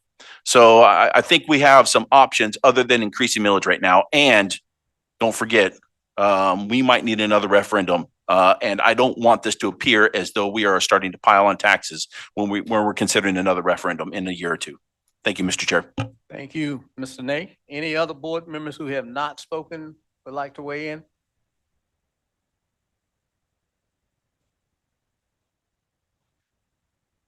I'll make it very brief. I am not in favor of a millage increase. And my colleagues have shared a lot of other information that I think is very good for us to work through. I think we need to support our teachers and all of our staff as best we can. I am concerned about revenues. I think everybody should be. And I'll just leave it there. Thanks. Thank you, Dr. Carr. Any other comments, Ms. Hay or Pastor Gordon? I just want to make sure everyone's had a Yes, chance. sir. Yes, ma'am. Can I speak for a moment? Absolutely. I am not in favor of a millage increase at this time either, to just high overview up front. And I do support many of the comments of my other colleagues who have all spoken before me. And I want to congratulate the district on the attrition rate, because I think it's a great improvement for this past year. And that's huge for our district, for our teachers. Continuity within each school is very important with the culture for the staff. However, one of the other concerns, which this isn't tied directly to finance, but it does impact it, is again the disciplinary issues within our schools, which ties into what Ms. Boatwright was saying about having more support staff style in the classroom or assistants to help head teachers. I do think, and we can look into this further, but I do think if there were two adults in the room in some instances or with some difficult classes or groupings of classes, that perhaps having two teachers instead of one could alleviate some of the disciplinary issues. And I know from talking with teachers who are my friends, neighbors, etc., really, again, the pay is great, the benefits are great, but again, you have people who love teaching, but at the end of the day, they start questioning staying because of what they're having to deal with in the classroom. And it's not that they don't feel supported by staff or administrators, etc. It's just the never ending onslaught of certain behavioral issues or kids not paying attention, being preoccupied with, other behaviors and things of that nature. So, just to circle back on that, again, similar to what Mr. Nay was saying, we can only throw money at a problem for so long before we have to address some of the other issues, which I know we're also trying to do with, family engagement and things of that nature. But that is all I have to say on this topic at this time. And thank you for giving me the chance to speak. Thank you, Ms. A. Had a chance? If everyone has had a chance to speak, then I like to weigh in. When I read your report, I asked myself, what problem are you trying to solve? I saw nothing on retention. I saw nothing on the number of vacancies that we have year after year. We're tracking financials, we're tracking the dollars, but we're not tracking how effective that's been. So when I did my math, I came up with every year we were raising rates about 11.1%. You said 69, I came up with 75 and divided by 7 years. So I think what the issue is, I think it is culture. Can't remember who said that. I think all of us said it in some form or fashion. Getting people is easier than keeping them. And it has to be a culture that people feel nurtures them and that they know that they can improve their own skill sets during that period of time. And the district does a good job in that. But I'm thinking we should be a lot more numerical in how we're saying this is the problem. Because once you lay that construct up there, now I'm thinking, and I think everyone else is, how are we going to help you solve it? And you heard Ms. Boatwright, you heard everybody give opinions on it. And I think it's a good work session topic, Dr. Rodriguez and the team, for us to sit down and discuss it and say, how are we going to be strategically leapfrogging all the competition? You can't keep just raising the money. You run out of a runway eventually. I agree with Colonel Geyer. Yes, Charleston is a big magnetic pull. However, that's a long way to drive. And it has its own impediments. So I would encourage, I think it's pretty clear. There's a majority that does not support the additional recommendation. So I would suggest that we encourage you and we can take.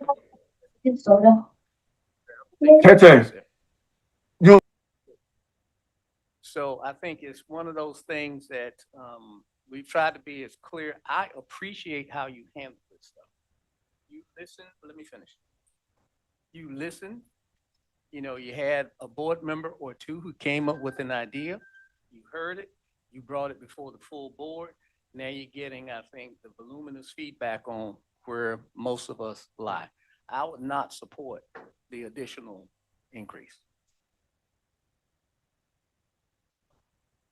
Because you were getting ready to say something. No, I was just going to say, to be clear, we brought forth a budget last time for review. It was at the request to come back with some additional conversation points, and that's what we attempted to do. So that I would say mission accomplished. You gave a lot of clarity and kudos to your team. for that. All right, so thank you.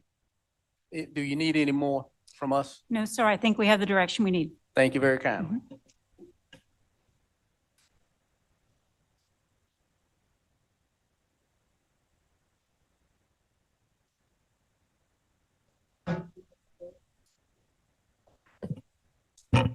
He always is like my stage hand here, Oh.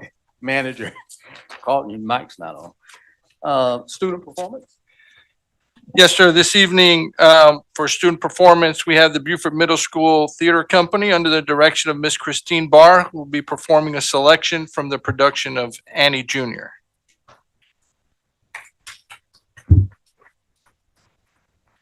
Move this out of the way.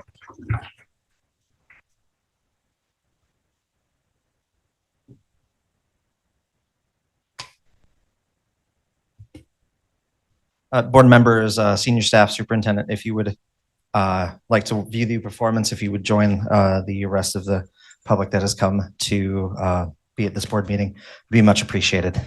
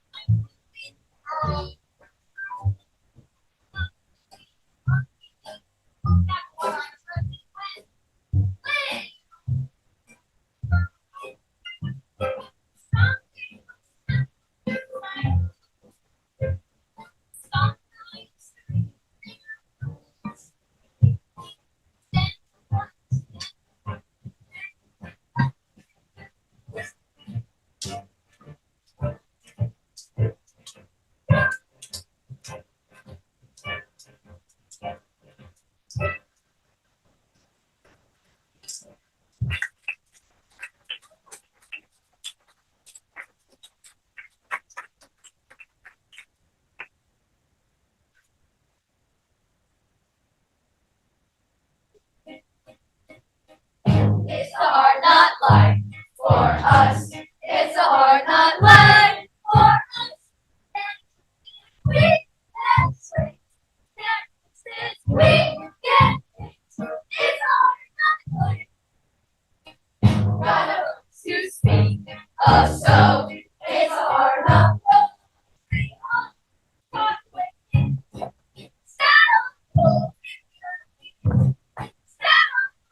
It's a hard not life.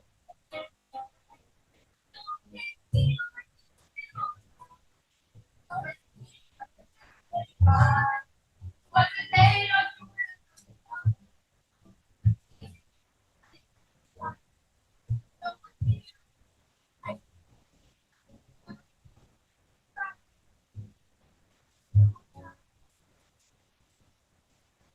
right? Hey,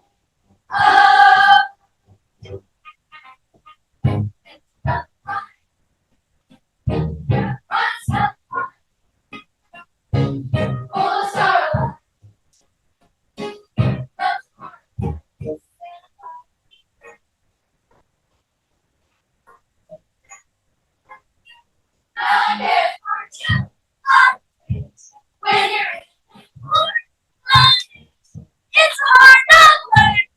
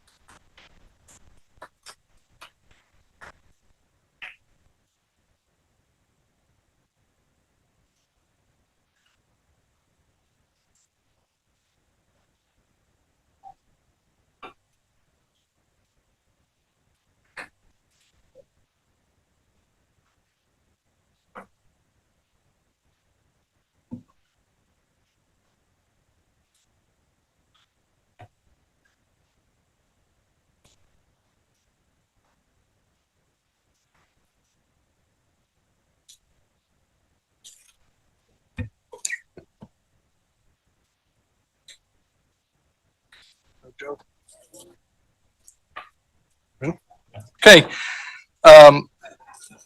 Board members, as we continue on the agenda, we're moving on to points of celebration. And Student of the Month for Northern Beaufort County is where we will begin. So character ed for February, March, and April. Tonight, we're celebrating 3 of our students of the month, beginning with February for Northern Beaufort County. February's character traits were honesty and integrity. Honesty is defined as telling the truth and admitting wrongdoing. Integrity is defined as a firm adherence to a code of especially moral or artistic values. For Northern Beaufort County, the February Student of the Month is Deasha Butler, a 2nd grade student at St. Helena Island Elementary School. And here to introduce Deasha is Principal Constance Goodwine Lewis.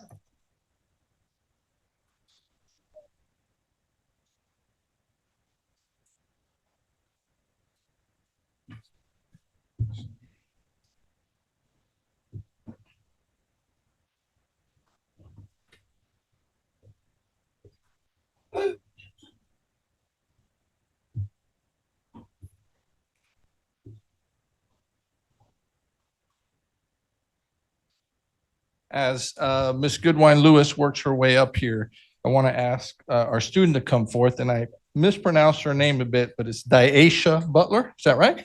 All right. Congratulations.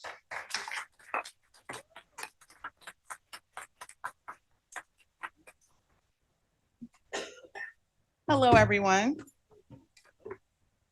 Glad to see everyone, glad to be here, and certainly very proud of Deasha for this accomplishment. And bear with me, her teacher wrote a lot, so I see why she won, even though I see these characteristics every day. She is our Student of the Month, and we are incredibly proud to recognize her outstanding character and leadership. Deasha consistently demonstrates honesty and integrity in everything she does. She takes accountability for her actions, admits when she makes mistakes, and always strives to do the right thing, even when no one is watching, the definition of integrity. Deasha is a role model for her peers. She speaks truthfully in class discussions, completes her work with integrity, and treats both students and teachers with respect. She is often the first to apologize in order to maintain positive relationships and smooth over misunderstandings. Outside of school, she enjoys spending time with her family. She lives with her mom, 2 sisters, and brother. She loves her family. She loves that her family is kind, respectful, and supportive of one another. Some of her favorite activities include swimming, shopping like her principal, attending church like her principal also, and movie nights with her family. Her favorite subject is math, and she truly enjoys learning. She's helpful, respectful, and has wonderful manners. She credits her good manners to her mother's teaching. Good job, Mom. She dreams of one day owning her own hair salon and enjoys practicing hairstyling on family members that says she's a good stylist, and her hair is always perfect. She tells the truth because she wants people to believe her when she shares important things. That statement perfectly reflects why she deserves this recognition. We are proud of the young leader she's becoming, and we are honored to celebrate her as our Student of the Month.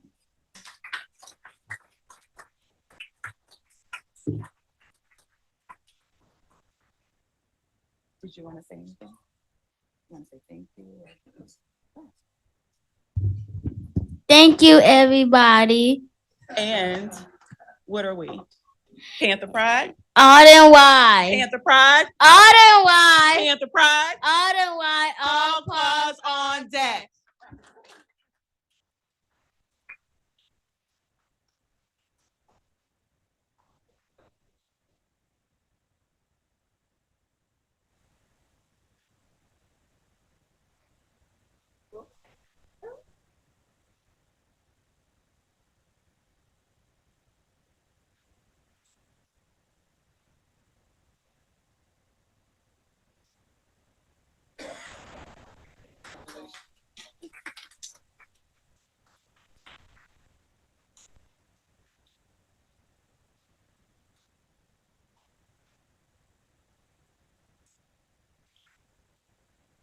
March character trait was self-control, defined as the ability to have control over your feelings or actions. March student of the month is Jaquez Manigo, an eighth grade student at Robert Smalls Leadership Academy.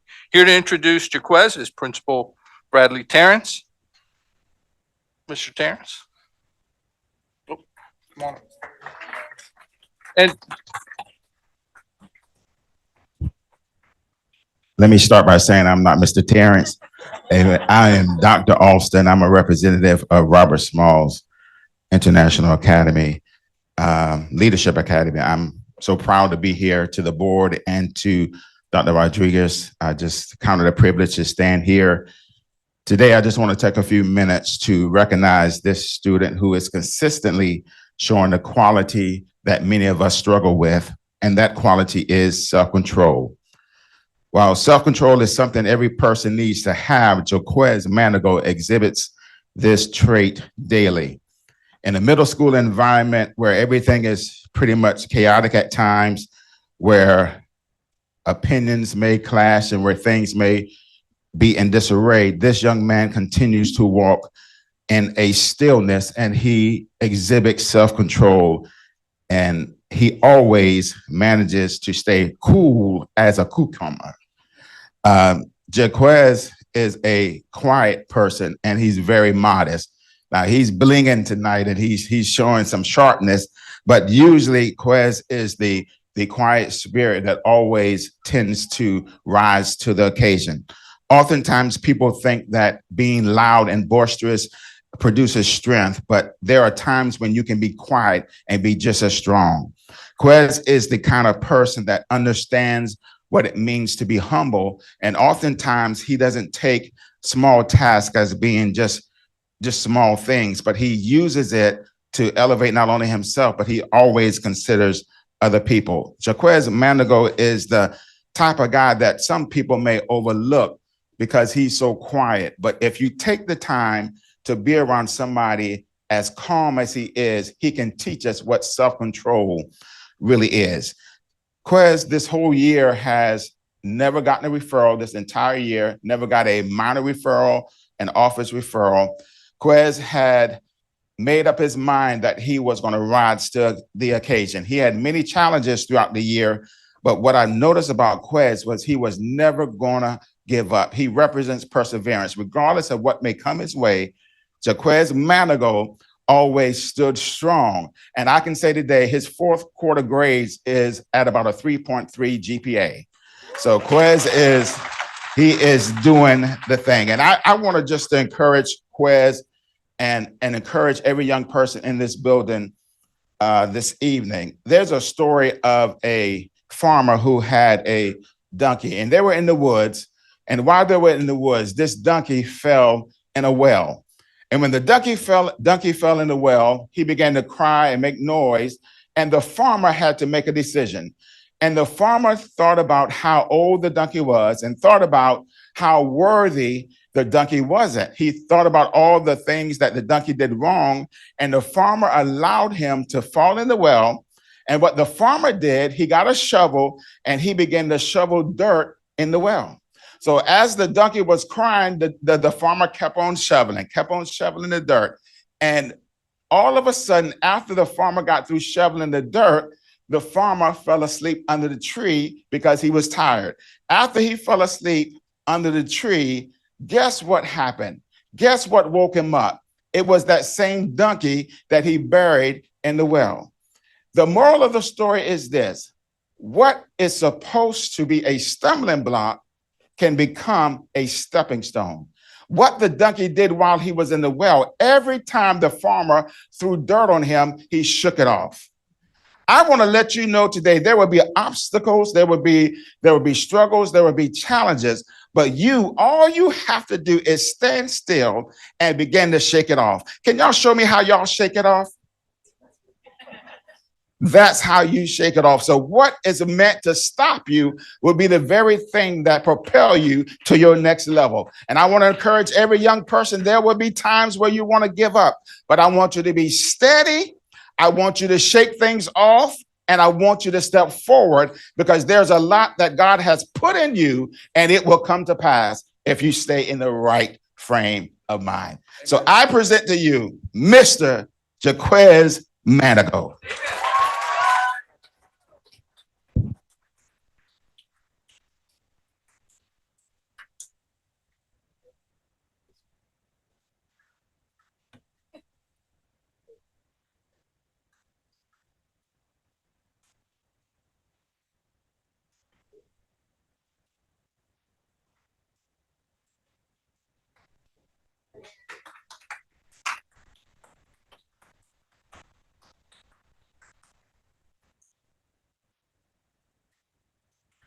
Okay. April's character trait was forgiveness, and defined as to stop feeling anger towards someone. April's student of the month is Zariel Brown, an 8th grade student at Beaufort Middle School. And here to introduce Zariel is Principal Jennifer Murillo.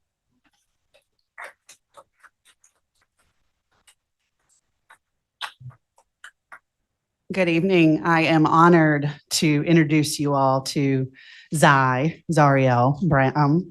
And with me this evening is Dr. Robinson, Assistant Principal, and Zai's mom. Mom, come on over. She got here because of you. Okay, and so here is what her amazing Beaufort Middle School teacher said about Zai. Zai exemplifies the true meaning of forgiveness and emotional maturity in her daily interactions with peers. She consistently demonstrates kindness and compassion by treating all classmates with genuine respect and warmth. Regardless of circumstances, Zai shows empathy when conflicts arrive and seeks to understand others' perspectives. She creates an inclusive environment where peers feel valued and accepted. In her peer relationships, Zai actively befriends classmates and includes others in social groups. She uses her people and communication skills to bridge gaps between different peer groups and model what it means to be a dependable, trustworthy friend. When disagreements occur, she approaches conflicts with maturity and a willingness to forgive. She uses communication skills to resolve conflicts peacefully rather than escalate them. She demonstrates remarkable resilience by moving forward positively after conflicts without holding grudges. Her ability to let past conflicts fade and redefine positive relationships is truly noteworthy. Zai carries these same qualities into extracurricular activities such as basketball and track.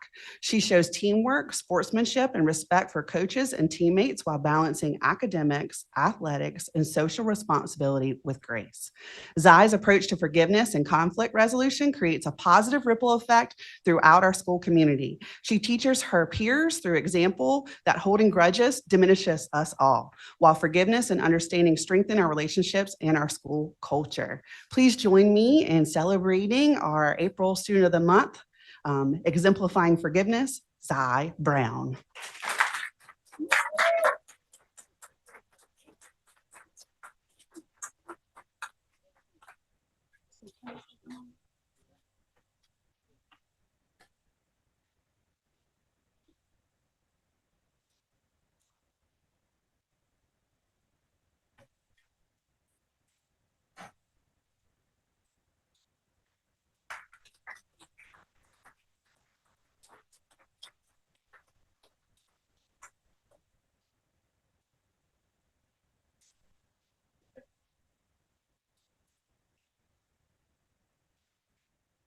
So we got a lot of awesome students we're celebrating tonight, but we are not done. See here?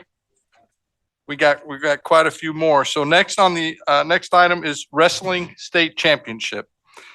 Last month, we recognized the state wrestling champions for Southern Beaufort County. And tonight, we're recognizing two wrestling champions from Battery Creek High School. Here to introduce their wrestling state champions is Battery Creek High School head wrestling coach, Robert Michelich.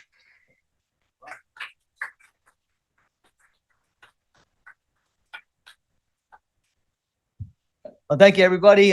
First off, I just want to say, one, it's a privilege to be up here in front of everybody, a privilege to be part of all this, and what a show with the Annie show. That was great. I've also been privileged to be with Dr. Olson for a couple of years. He's a great, great person over there. I also want to say thank you to Dr. Thompson over here, our principal, our administration, Dr. Cox over there for being part of the wrestling community. We've done a lot of great things and a lot of good things for these leaders here on our program. I'm going to introduce two of our wrestlers. We had two state champs this year. We're going to introduce first is Theo Johnson. It's my honor to recognize Theo. From the very first day I met Theo, he was on a mission. In a sport like wrestling, it's often the athlete with heart, determination, work ethic, and perseverance who ultimately finds success. Theo is the embodiment of all those qualities. Theo pushes himself relentlessly and holds those around him to a higher standard.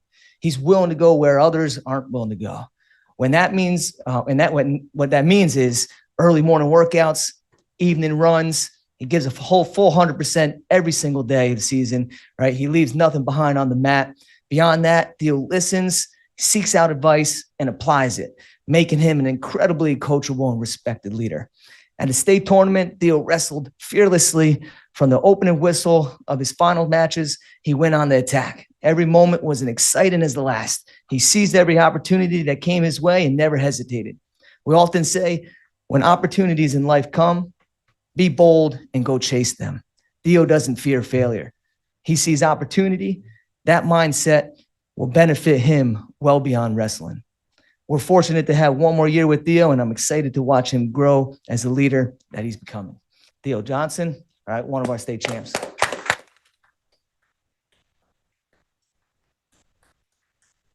It is also my privilege tonight to recognize Nate Najjar. Nate was a leader in our room, both on and off the mat. He consistently modeled what it means to be a true student athlete through his character, work ethic, and responsibility. Throughout the season, Nate demonstrated resilience in his truest form. Even after tough losses, he never stayed down. He reassessed, readjusted his goals, and pushed forward with determination. That ability to persevere through adversity is something that will serve him long after high school career. His state championship run was nothing short of unforgettable. And one of the most exciting final matches that I've ever witnessed, Nate and his opponent traded the lead multiple times. When momentum shifted, Nate never panicked. He never gave in. And in the final 20 seconds, when the pressure was really on at its highest, he secured a buzzer-beating takedown to win the title with no time left on the clock. That moment perfectly captured who Nate is: tough, composed, relentless. Nate will be sorely missed, incredibly difficult to replace, but his resilience, grit, and ability to adapt have already equipped him for success beyond the mat. I have no doubt we'll be hearing great things about what he brings to the world next. Nate Najjar.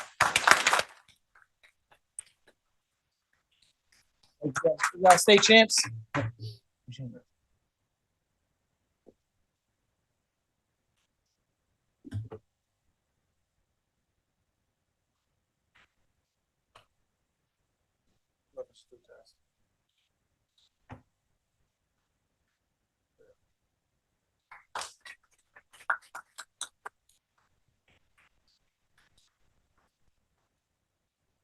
Coach, I definitely love your enthusiasm and your motivation.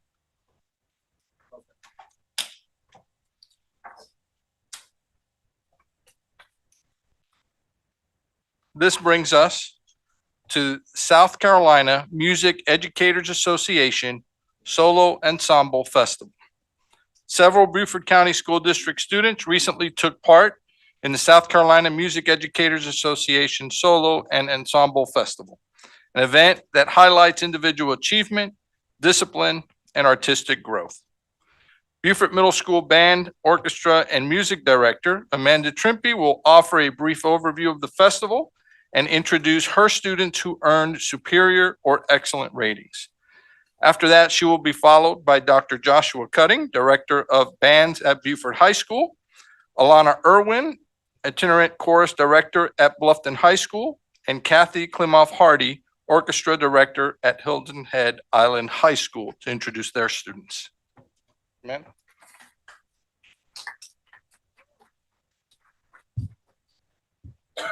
I like to take the microphone. So thank you so much for recognizing our students. Solo and Ensemble Festival is a really big event statewide. Each student prepares individually their own solo to perform in front of a judge, either solos or small ensembles like quartets, duets, trios, small ensembles, right? So the biggest number is 9, and directors are not allowed on stage. It is purely just students, right? So Beaufort Middle School ourselves, we had 17 soloists who received a superior or an excellent rating. And then we also have 5 ensembles who received a superior or excellent rating. I really want to make sure that I say thank you so much for recognizing these students, their hard work that puts into this. We don't always have the time during class to do this. So a lot of the students do this work outside of class time to prepare for these solos and prepare these duets and trios. So really, really thank you for appreciating the hard work that they put into this. So personally, Beaufort Middle School, folks, come on up. I will try to get everybody who is here. I have most of them here today. We have a big stack.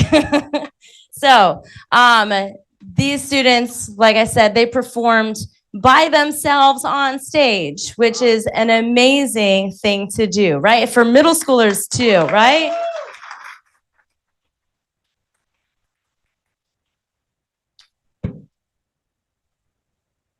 Aiden Richards.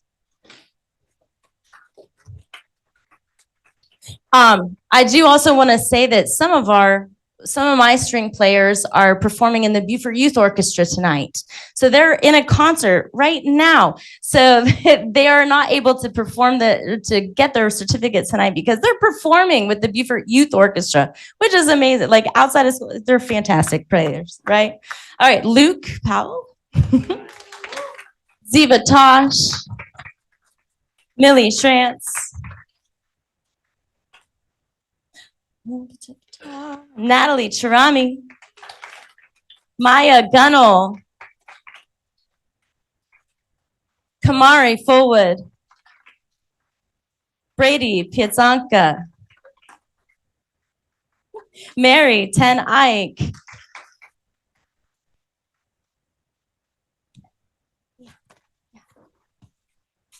Luke is on here twice. Genevieve Murray, Millie Schrantz, Josephine Murray,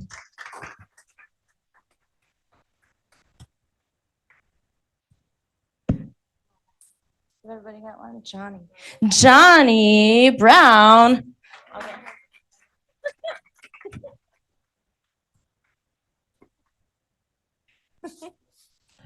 Oscar Mendoza. Oscars. Braylon Alexander.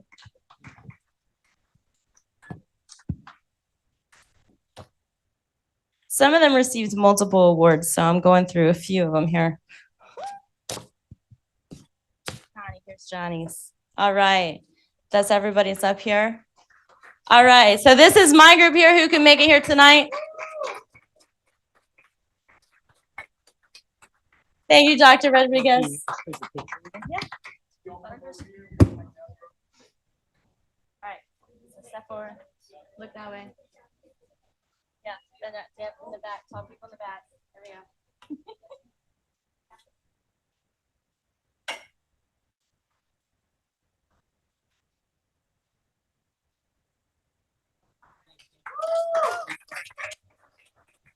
Being an ABC school also helps with this a lot. We were able to fund and support my students, especially. We were able to bring in an artist in residence, to Miss Amy Rabinowitz. Rabinowitz is music studio, is a local one here in Beaufort County, in Beaufort downtown. So we were able to support our students with funding from the ABC Arts in the Basic Institute. Funding and be able to give her the experience to working with students individually, which was a really big bonus. So we are very, very thankful for our ABC funding to be able to support our students with that. So then next we have Dr. Cutting coming on up.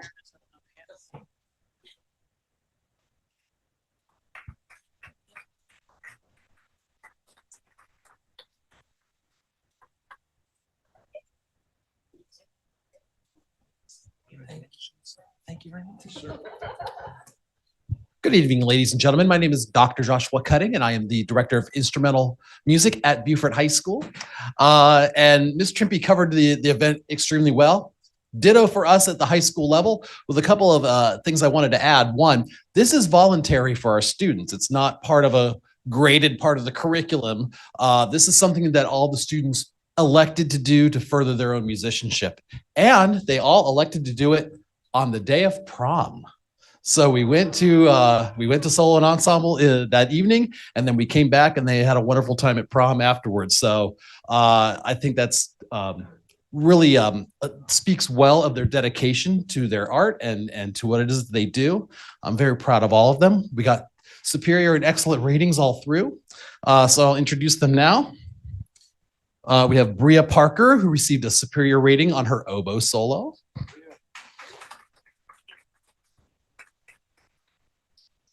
We have Lillian Smith, who received a superior rating on her bass clarinet solo. We have Jazz Berry, who did double duty. He played a solo and he was in an ensemble, so you'll hear his name again. He got a superior rating on his euphonium solo. We have a few who are not here tonight because, as you get with talented high school students, they are often involved with many other activities, as Ms. Trimpe said. So we have Alana Rios, who is not with us tonight. She is one of our track stars as well as a musician. She got a superior rating on her flute solo. And we have Emil Figuero, who got a superior rating on his trumpet solo. We have Quentin Frazier, who got a superior rating on his bassoon solo. We have Jackson Roberts, who is at the aforementioned BYO concert right now, who got a superior rating on his violin solo. And then we had a small ensemble. We had a low brass quartet consisting of tubas and euphoniums. They played a great rendition of Alexander's Ragtime Band. It's a cute arrangement. And if you'd like to hear it, we're going to perform it at our spring concert next Wednesday evening, May the 13th at the PAC. Come on out and check us out. So once again, we have our quartet. We have Mr. Jazz Berry, Mr. Amari Scott, Mr. Takai Simmons, and Mr. Alex Alvarado. They all received an excellent rating on their ensemble. So these are our Beaufort High School instrumental students. Thank you very much for giving us this recognition tonight. We appreciate your effort, your support for our program. And guys, I appreciate you and your efforts as well. Congratulations.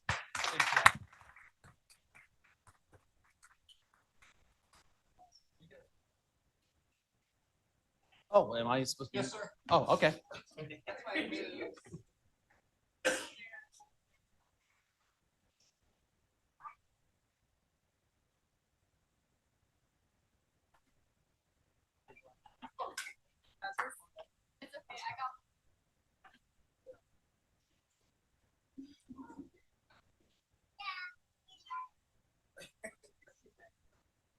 Congratulations.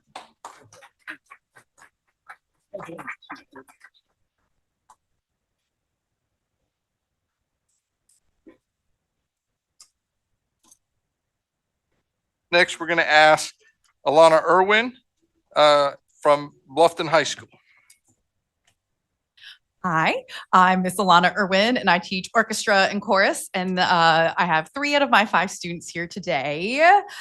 Finley Roble has 3 AP exams, a swim lesson, and a violin lesson tonight, so she's not here. But Emily Sakiaris, Anthony Mejia, Simone Washington is also performing with the Beaufort Youth Symphony, and Justin Wallace.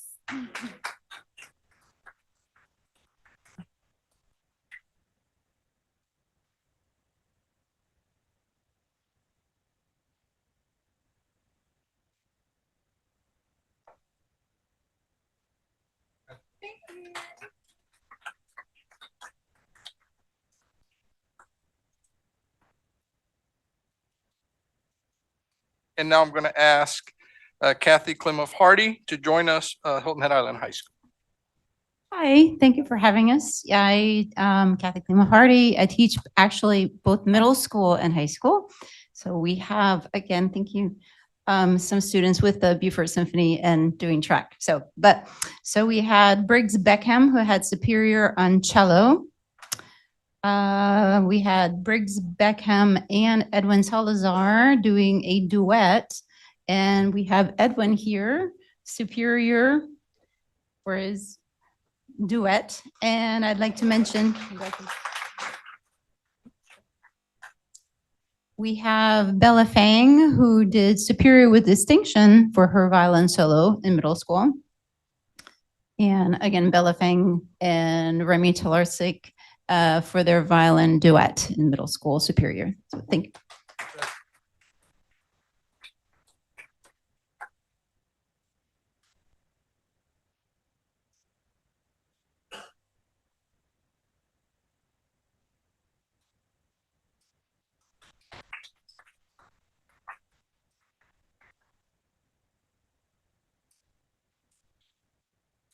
Other item I'd like to announce today is that May is Military Appreciation Month and also Mental Health Awareness Month as well. It was National Principals Day on May 1st. School Nurses Day is coming up May 6th. And this is Teacher Appreciation Week and Classified Employee Week going on right now. And then Friday, May 8th, we're going to be announcing the support staff of the year and teachers of the year will be announced for the district. So congratulations to all of our students here today. Thank you to all of our staff for their great work, supporting them. And we celebrate them this month as well. Well done. Give them a round of applause. Okay, moving along in the agenda, barring any objections, is there a motion for approval of the consent agenda? So moved. Is there a second? Second. Properly motion and second. All in favor, raise your right hand. Say aye. Aye. Any opposed? Vote right, aye. Thank you. Hey, aye. Thank you, Ms. Hay. Passes. Okay. All right. Moving right along. Announcements. Mr. Chairman, I'd like to announce that on May 11th, that's this coming Monday at 6 p.m., Ms. Ashley Gould, the Director of Early Childhood Education, is going to give a briefing to the members of the Beaufort Community Partnership as to what role that partnership can have to improve or enhance early childhood education. I thanks Ms. Gould for doing that, and I asked her if she could bring her early childhood bus to show the folks what we have to offer in that. So that's May 11th. That's Monday at 6 p.m. here in the district office. Outstanding. Could I also make an announcement, Mr. Dallas? Yes, ma'am. Thank you. It's too bad I missed the South Carolina Music Education Association. I just wanted to say that I was at the Education Committee of the Hilton Head Symphony, and last week or 2 weeks ago, we had the Young Persons Link Up concert, and we had over 2,000 third, fourth, and fifth graders, well, roughly 2,000 third, fourth, and fifth graders that came to performances both on Hilton Head and in Beaufort. And it was a great program, and Dr. Rodriguez was there. And what I wanted to make the announcement about was that I was there with the symphony members and several of the volunteers, and they were so very appreciative of Glenn Frazier and the logistics that he provided for the busing of all these students to these concerts. So I wanted to pass that on because sometimes the people doing the logistics in the background don't get the attention, and they could not say enough good things about Mr. Frazier. Thank you, Ms. Boatwright, for recognizing that extraordinary effort. So, absolutely. There was a Robert Smalls viewing of the alumni over on last week. I think it was either Thursday or Friday over at Robert Smalls. So if you hadn't had a chance to go out there and look at that wall of the alumni at Robert Smalls, it is definitely an honor reason the alumni were there who live in the community of all variety of ages. It is definitely something you want to see. They actually have nice plaques with the alumni who are here and some, I guess, who may be gone. And it was Mr. T and his staff over at Robert Smalls did a wonderful job in that program and putting that on. So I just wanted to make that announcement that if you hadn't seen it, he asked for everyone to come by and check it out. It was very, very nice program that he and the staff had. And it feels good to be home. It's like I haven't been here in a while, so it feels good to be home. Just want to put that out there too. Thank you, Mr. Smith. Any other announcements? Okay, second public comments. Mr. Dowse, my apologies, point of order. We're actually out of order right now. Oh. The motion to go into executive order. Announcements and public comments are supposed to be after. That's what I'm looking at on the agenda. On the agenda, future agenda topics, announcements, and second public.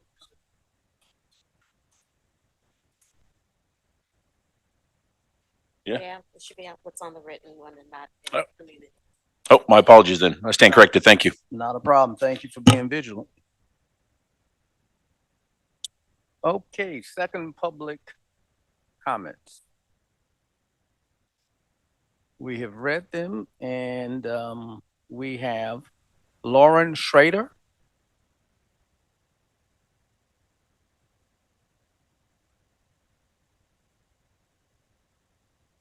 Yes, ma'am. You sure are.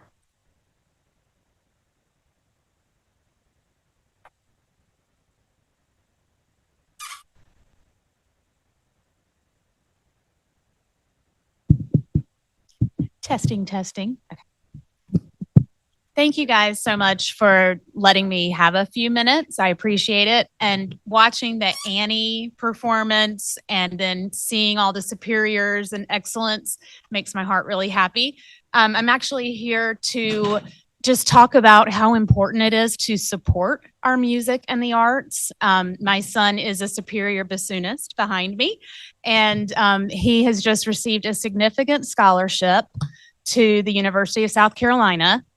I'm a Tiger fan, but he will be going for music performance for the bassoon. So, and that is a scaled, so it starts at one level, and each year as he progresses in his instrument, we're just going to get more money.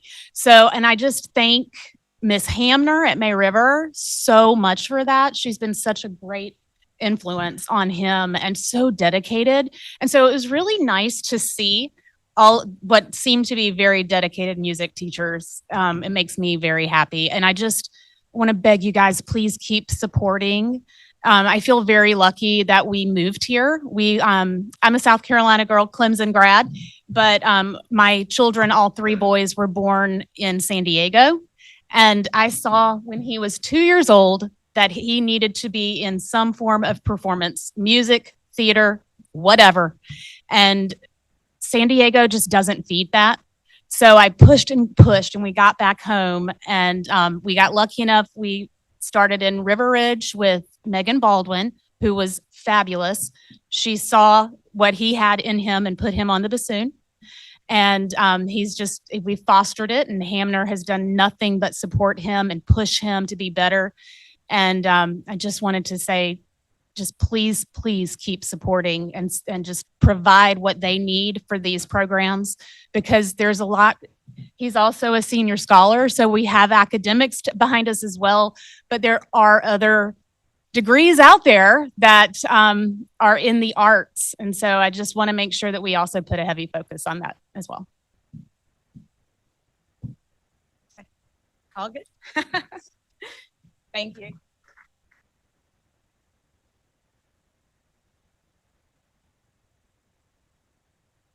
Thank you.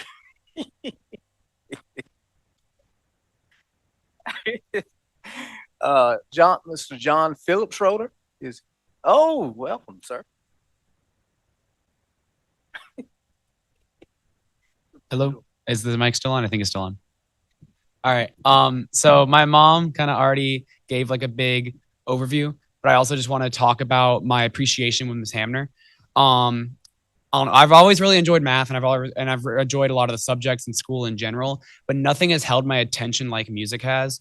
As my mom had mentioned, I am a senior scholar, so I take pride in my academics and education, but I put most of my time into music. I play in the Low Country Wind Symphony, the Bluffton Symphonic Band. I've made it to Region Band all 4 years, and this is just where I get all of my joy out of. This is what I want to do with my life, and I don't think I would have founded this passion without the help of Ms. Hamner and Ms. Baldwin throughout just my time here in South Carolina through the Beaufort County School District. As my mom had also mentioned, I am playing bassoon, and I am, other than the young man who got the other superior for bassoon at Beaufort High, I am the only bassoonist out of all the schools in this area because it's just not a very common instrument. And I would love to see more, interest in the arts in a lot of the schools. I have noticed that after COVID, a lot of the programs started to weaken. And I know that goes for all subjects, not just the arts. But I just love to see that there is more care. There are like really caring band directors like her over here.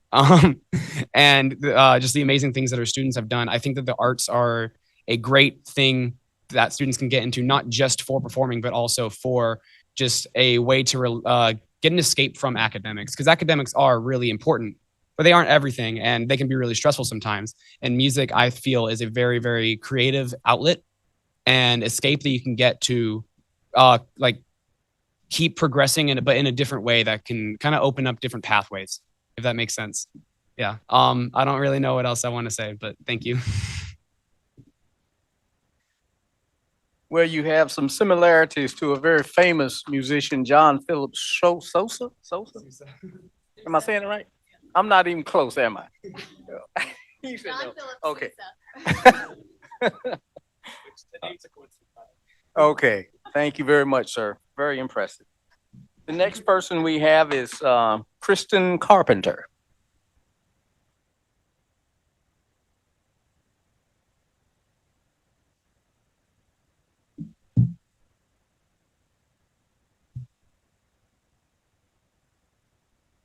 Hi. Sorry, this is my first time actually doing anything like this, so I might be a little nervous. But I just mainly want to talk about how the high school on Hilton Head, the band there is like non-existent. I was the only flutist there, and there was like no other flutist, and I wasn't even allowed to play my flute at all. I was just handed paper for percussion and told to just play mallets. I did not want to do that. Quite literally, my family has pushed the band director there to give me some music for flute so I can play there. And I'm not gonna lie, he's a great guy. He's really nice and sweet, but he keeps making promises and then dropping them, or he has to be forced to actually go through with the promises. And that has actually pushed me to do a lot more with the flute, actually, so I'm actually quite happy about it. And I'm also in the Bluffton Symphonic Orchestra. I play my flute there, but I also do the Savannah Flute Choir.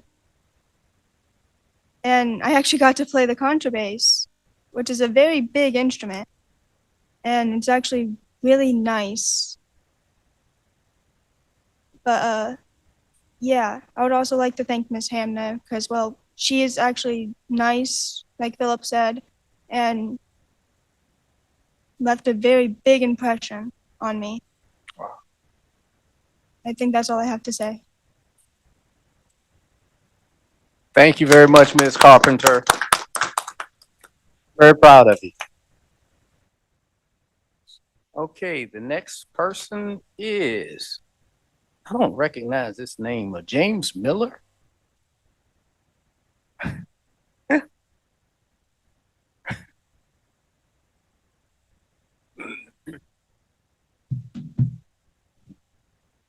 Welcome, Mr. Miller. Thank you all, and I'm going to be very brief. There isn't much I can say about the diversity between one school and another. When one is producing. Could you speak into the mic, Mr. Miller, please? Okay, I'm I'll put it to sorry. you. No problem. When diversity between one school and another, as she said, there isn't even a band class at Hilton Head High. That said, and that I'm not going to go any further. I will also make a comment, Ms. Tempe, and these awards for solo ensemble, that was for the Music Education Association. That is my understanding, and she can correct me if I'm wrong, but the Music Association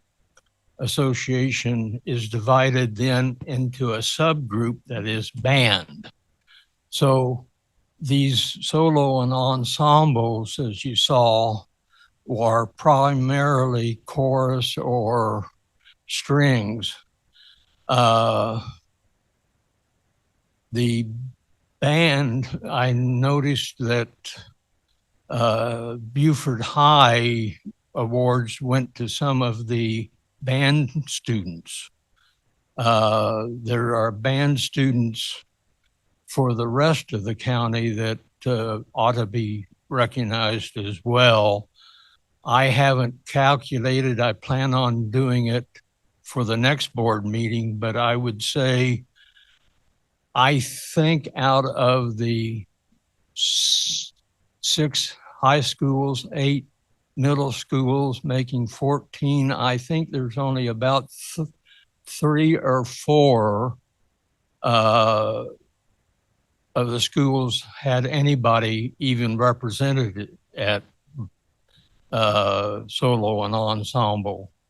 And I think you'll find, I haven't really checked out, but I think you'll find that May River had, out of those, probably 75 to 80% of the students were from May River, again, talking about the diversity. Thank you much. Thank you, Mr. Miller. Okay. Moving right along with the agenda. Is there a motion to move into executive session? Can we do that? Okay. I'm not reading the correct agenda, so I don't know what's next. Okay. I have some future topics. Okay. One of them I would like to explore, bringing some finances in the house to our bus company. In terms of I've doing some research and trying to figure out how we can pay some of these bills and hike some of these raises, and possibly figuring out how we can possibly charter out some of our buses to offer different services to the community and the different groups that may bring us some revenue, and it is being done. I'm not bringing nothing that's not being done. This is being done in different counties, so that's something I would like for us to possibly see the pros and cons, and that's another way we can bring in some more revenue into the district, as well as Right Choices report. I've been asking for that report now, almost going on probably about almost a flat year now. So I would definitely like an update on Right Choices and athletics as well. because we definitely got some things in athletics that are concerning and are alarming. So we can get those two reports, we definitely appreciate those things. Thank you. Okay, thank you, Mr. Smith. Okay, motion to go into executive session. Mr. Chair, I move that we go into executive session for the following reasons. Discussion employment matter regarding April 2026 personnel ratification report pursuant to South Carolina Code annotated section 30 Tac 4 Tac 70A1. Receipt of legal advice related to pending legal claims covered by the attorney-client privilege pursuant to South Carolina Code annotated section 30 Tac 4 Tac 70A2. Receipt of legal advice related to a procurement matter covered by the attorney-client privilege pursuant to South Carolina Code annotated section 30 Tac 4 Tac 70A2. Discussion of negotiations, incident proposed Southeast Roofing Solution Incorporated contract amendment number 6 for the Bluffton Middle School re-roofing scope of work using fiscal year 2025 and fiscal year 2027 8% CIP funds, capital improvement project funds pursuant to South Carolina Code annotated section 30 Tac 4 Tac 70A2. Discussion of negotiations, incident to propose Southeast Roofing Solutions Incorporated contract amendment number 7 for the Hilton Head Island School for the Creative Arts, phase 1 re-roofing scope of work using fiscal year 2027 8% capital improvement project funds pursuant to South Carolina Code annotated section 30 Tac 4 Tac 70A2. Discussion of negotiations, incident to proposed Metalcraft, a Tecta America Company LLC contract amendment number 2 for the Hilton Head Island Middle School re-roofing scope of work using fiscal year 2027 8% CIP funds pursuant to South Carolina Code annotated section 30 Tac 4 Tac 70A2. Discussion of negotiations, incident proposed amendment number 01 with MBCon Construction LLC for the construction of the new Bluffton High School Career and Technical Education and Junior Reserve Officers Training Corps addition and outfitting of 2023 referendum scope guaranteed maximum price proposal pursuant to South Carolina Code annotated section 30 Tac 4 Tac 70A2. Discussion of negotiations, incident to proposed amendment number 17 with Thompson Turner Construction for 2023 bond referendum James J. Davis Early Childhood Center parking lot addition and resurfacing scope guaranteed maximum price proposal pursuant to South Carolina Code annotated section 30 Tac 4 Tac 70A2. Okay, properly motion. Is there a second? I will second that motion Okay. with the question and the caveat. I believe that was you gave us one attorney. You gave us attorney name earlier who will be briefing us on these as well as Mrs. Fanny Hayes. I think I saw her in the audience. Will she be advising us as well on one of these topics?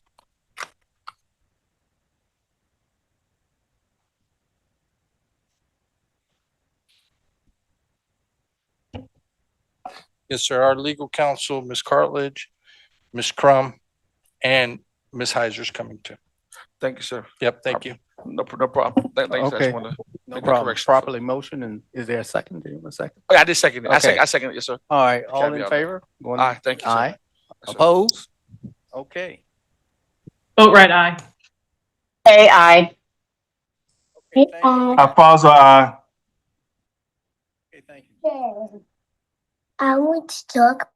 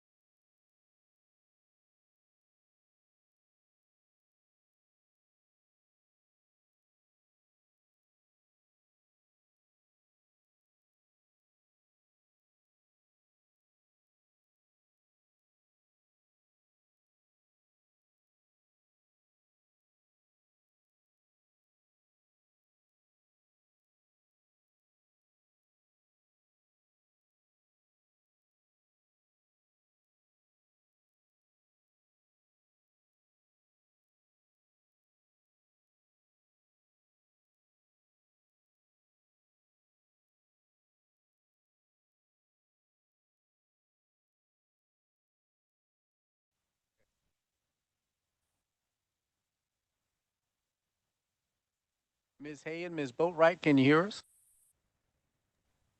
Yes, sir, I can. Oh, Me too. fantastic. Small, can you hear us? Okay.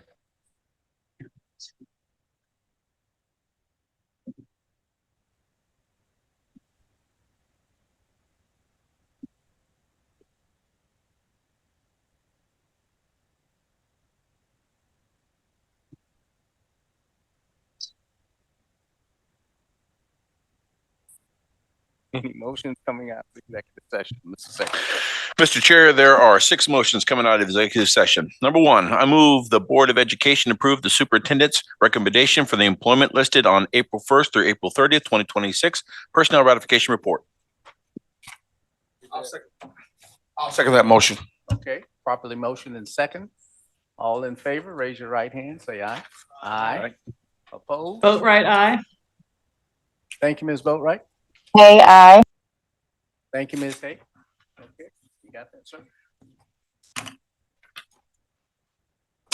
Number 2, I move the Board of Education approve amendment number 6 with Southeast Roofing Solutions Incorporated for the Bluffton Middle School re-roofing scope of work in the amount of $2,772,000 using fiscal year 2025 and fiscal year 2027 8% capital improvement project funds. Okay. Okay, it's been properly motioned and second. I have a comment. Okay. You know,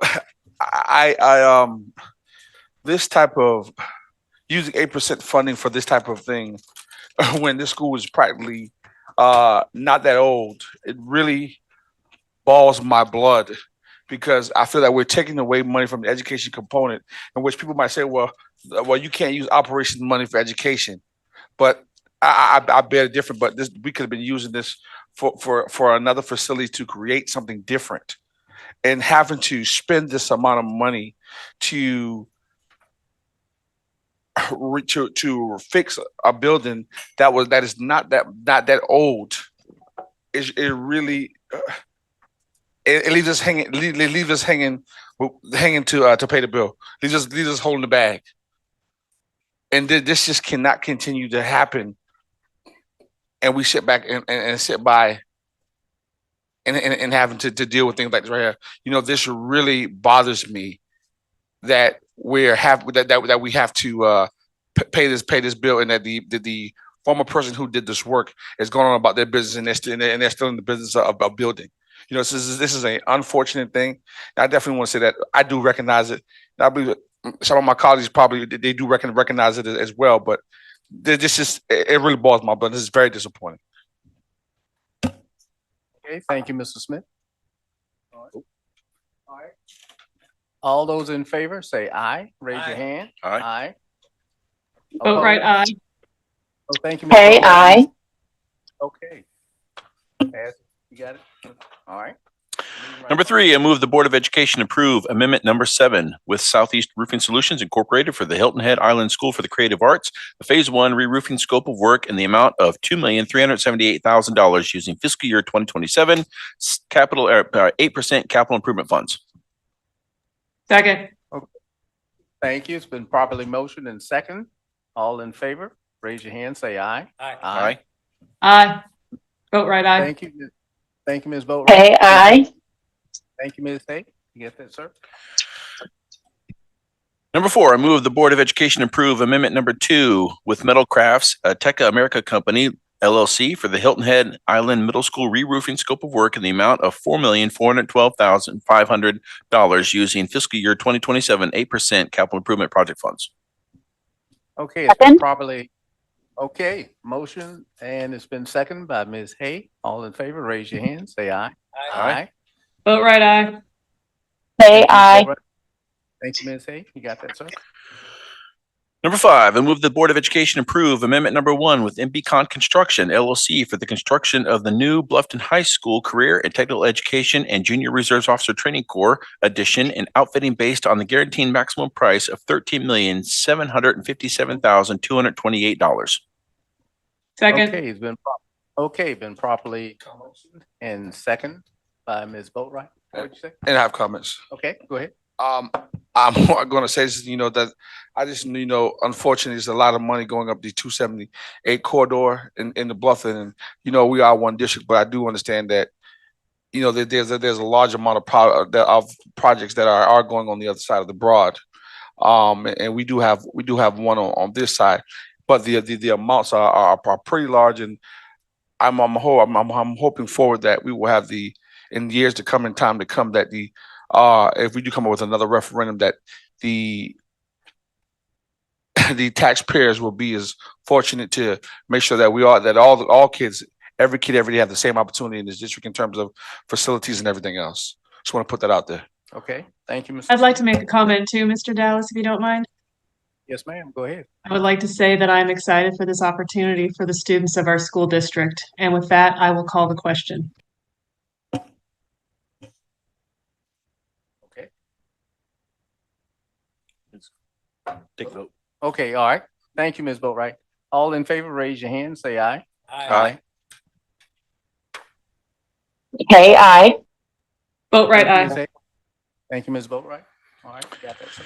And last, I move the Board of Education approve amendment number 17 with Thompson Turner Construction for the James J. Davis Childhood Center parking lot addition and resurfacing scope of work with a guaranteed maximum price of $1,530,239 using 2023 bond referendum funds. Second. Been properly motioned and second.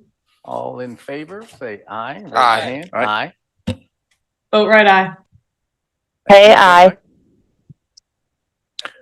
This concludes motions coming from executive session.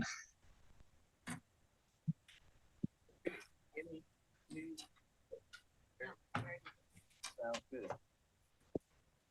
All right, unless there are other issues, is there a motion? I'll make a motion that we adjourn. Okay, is there a second? Second. Properly motion and second. Okay. Bye, y'all.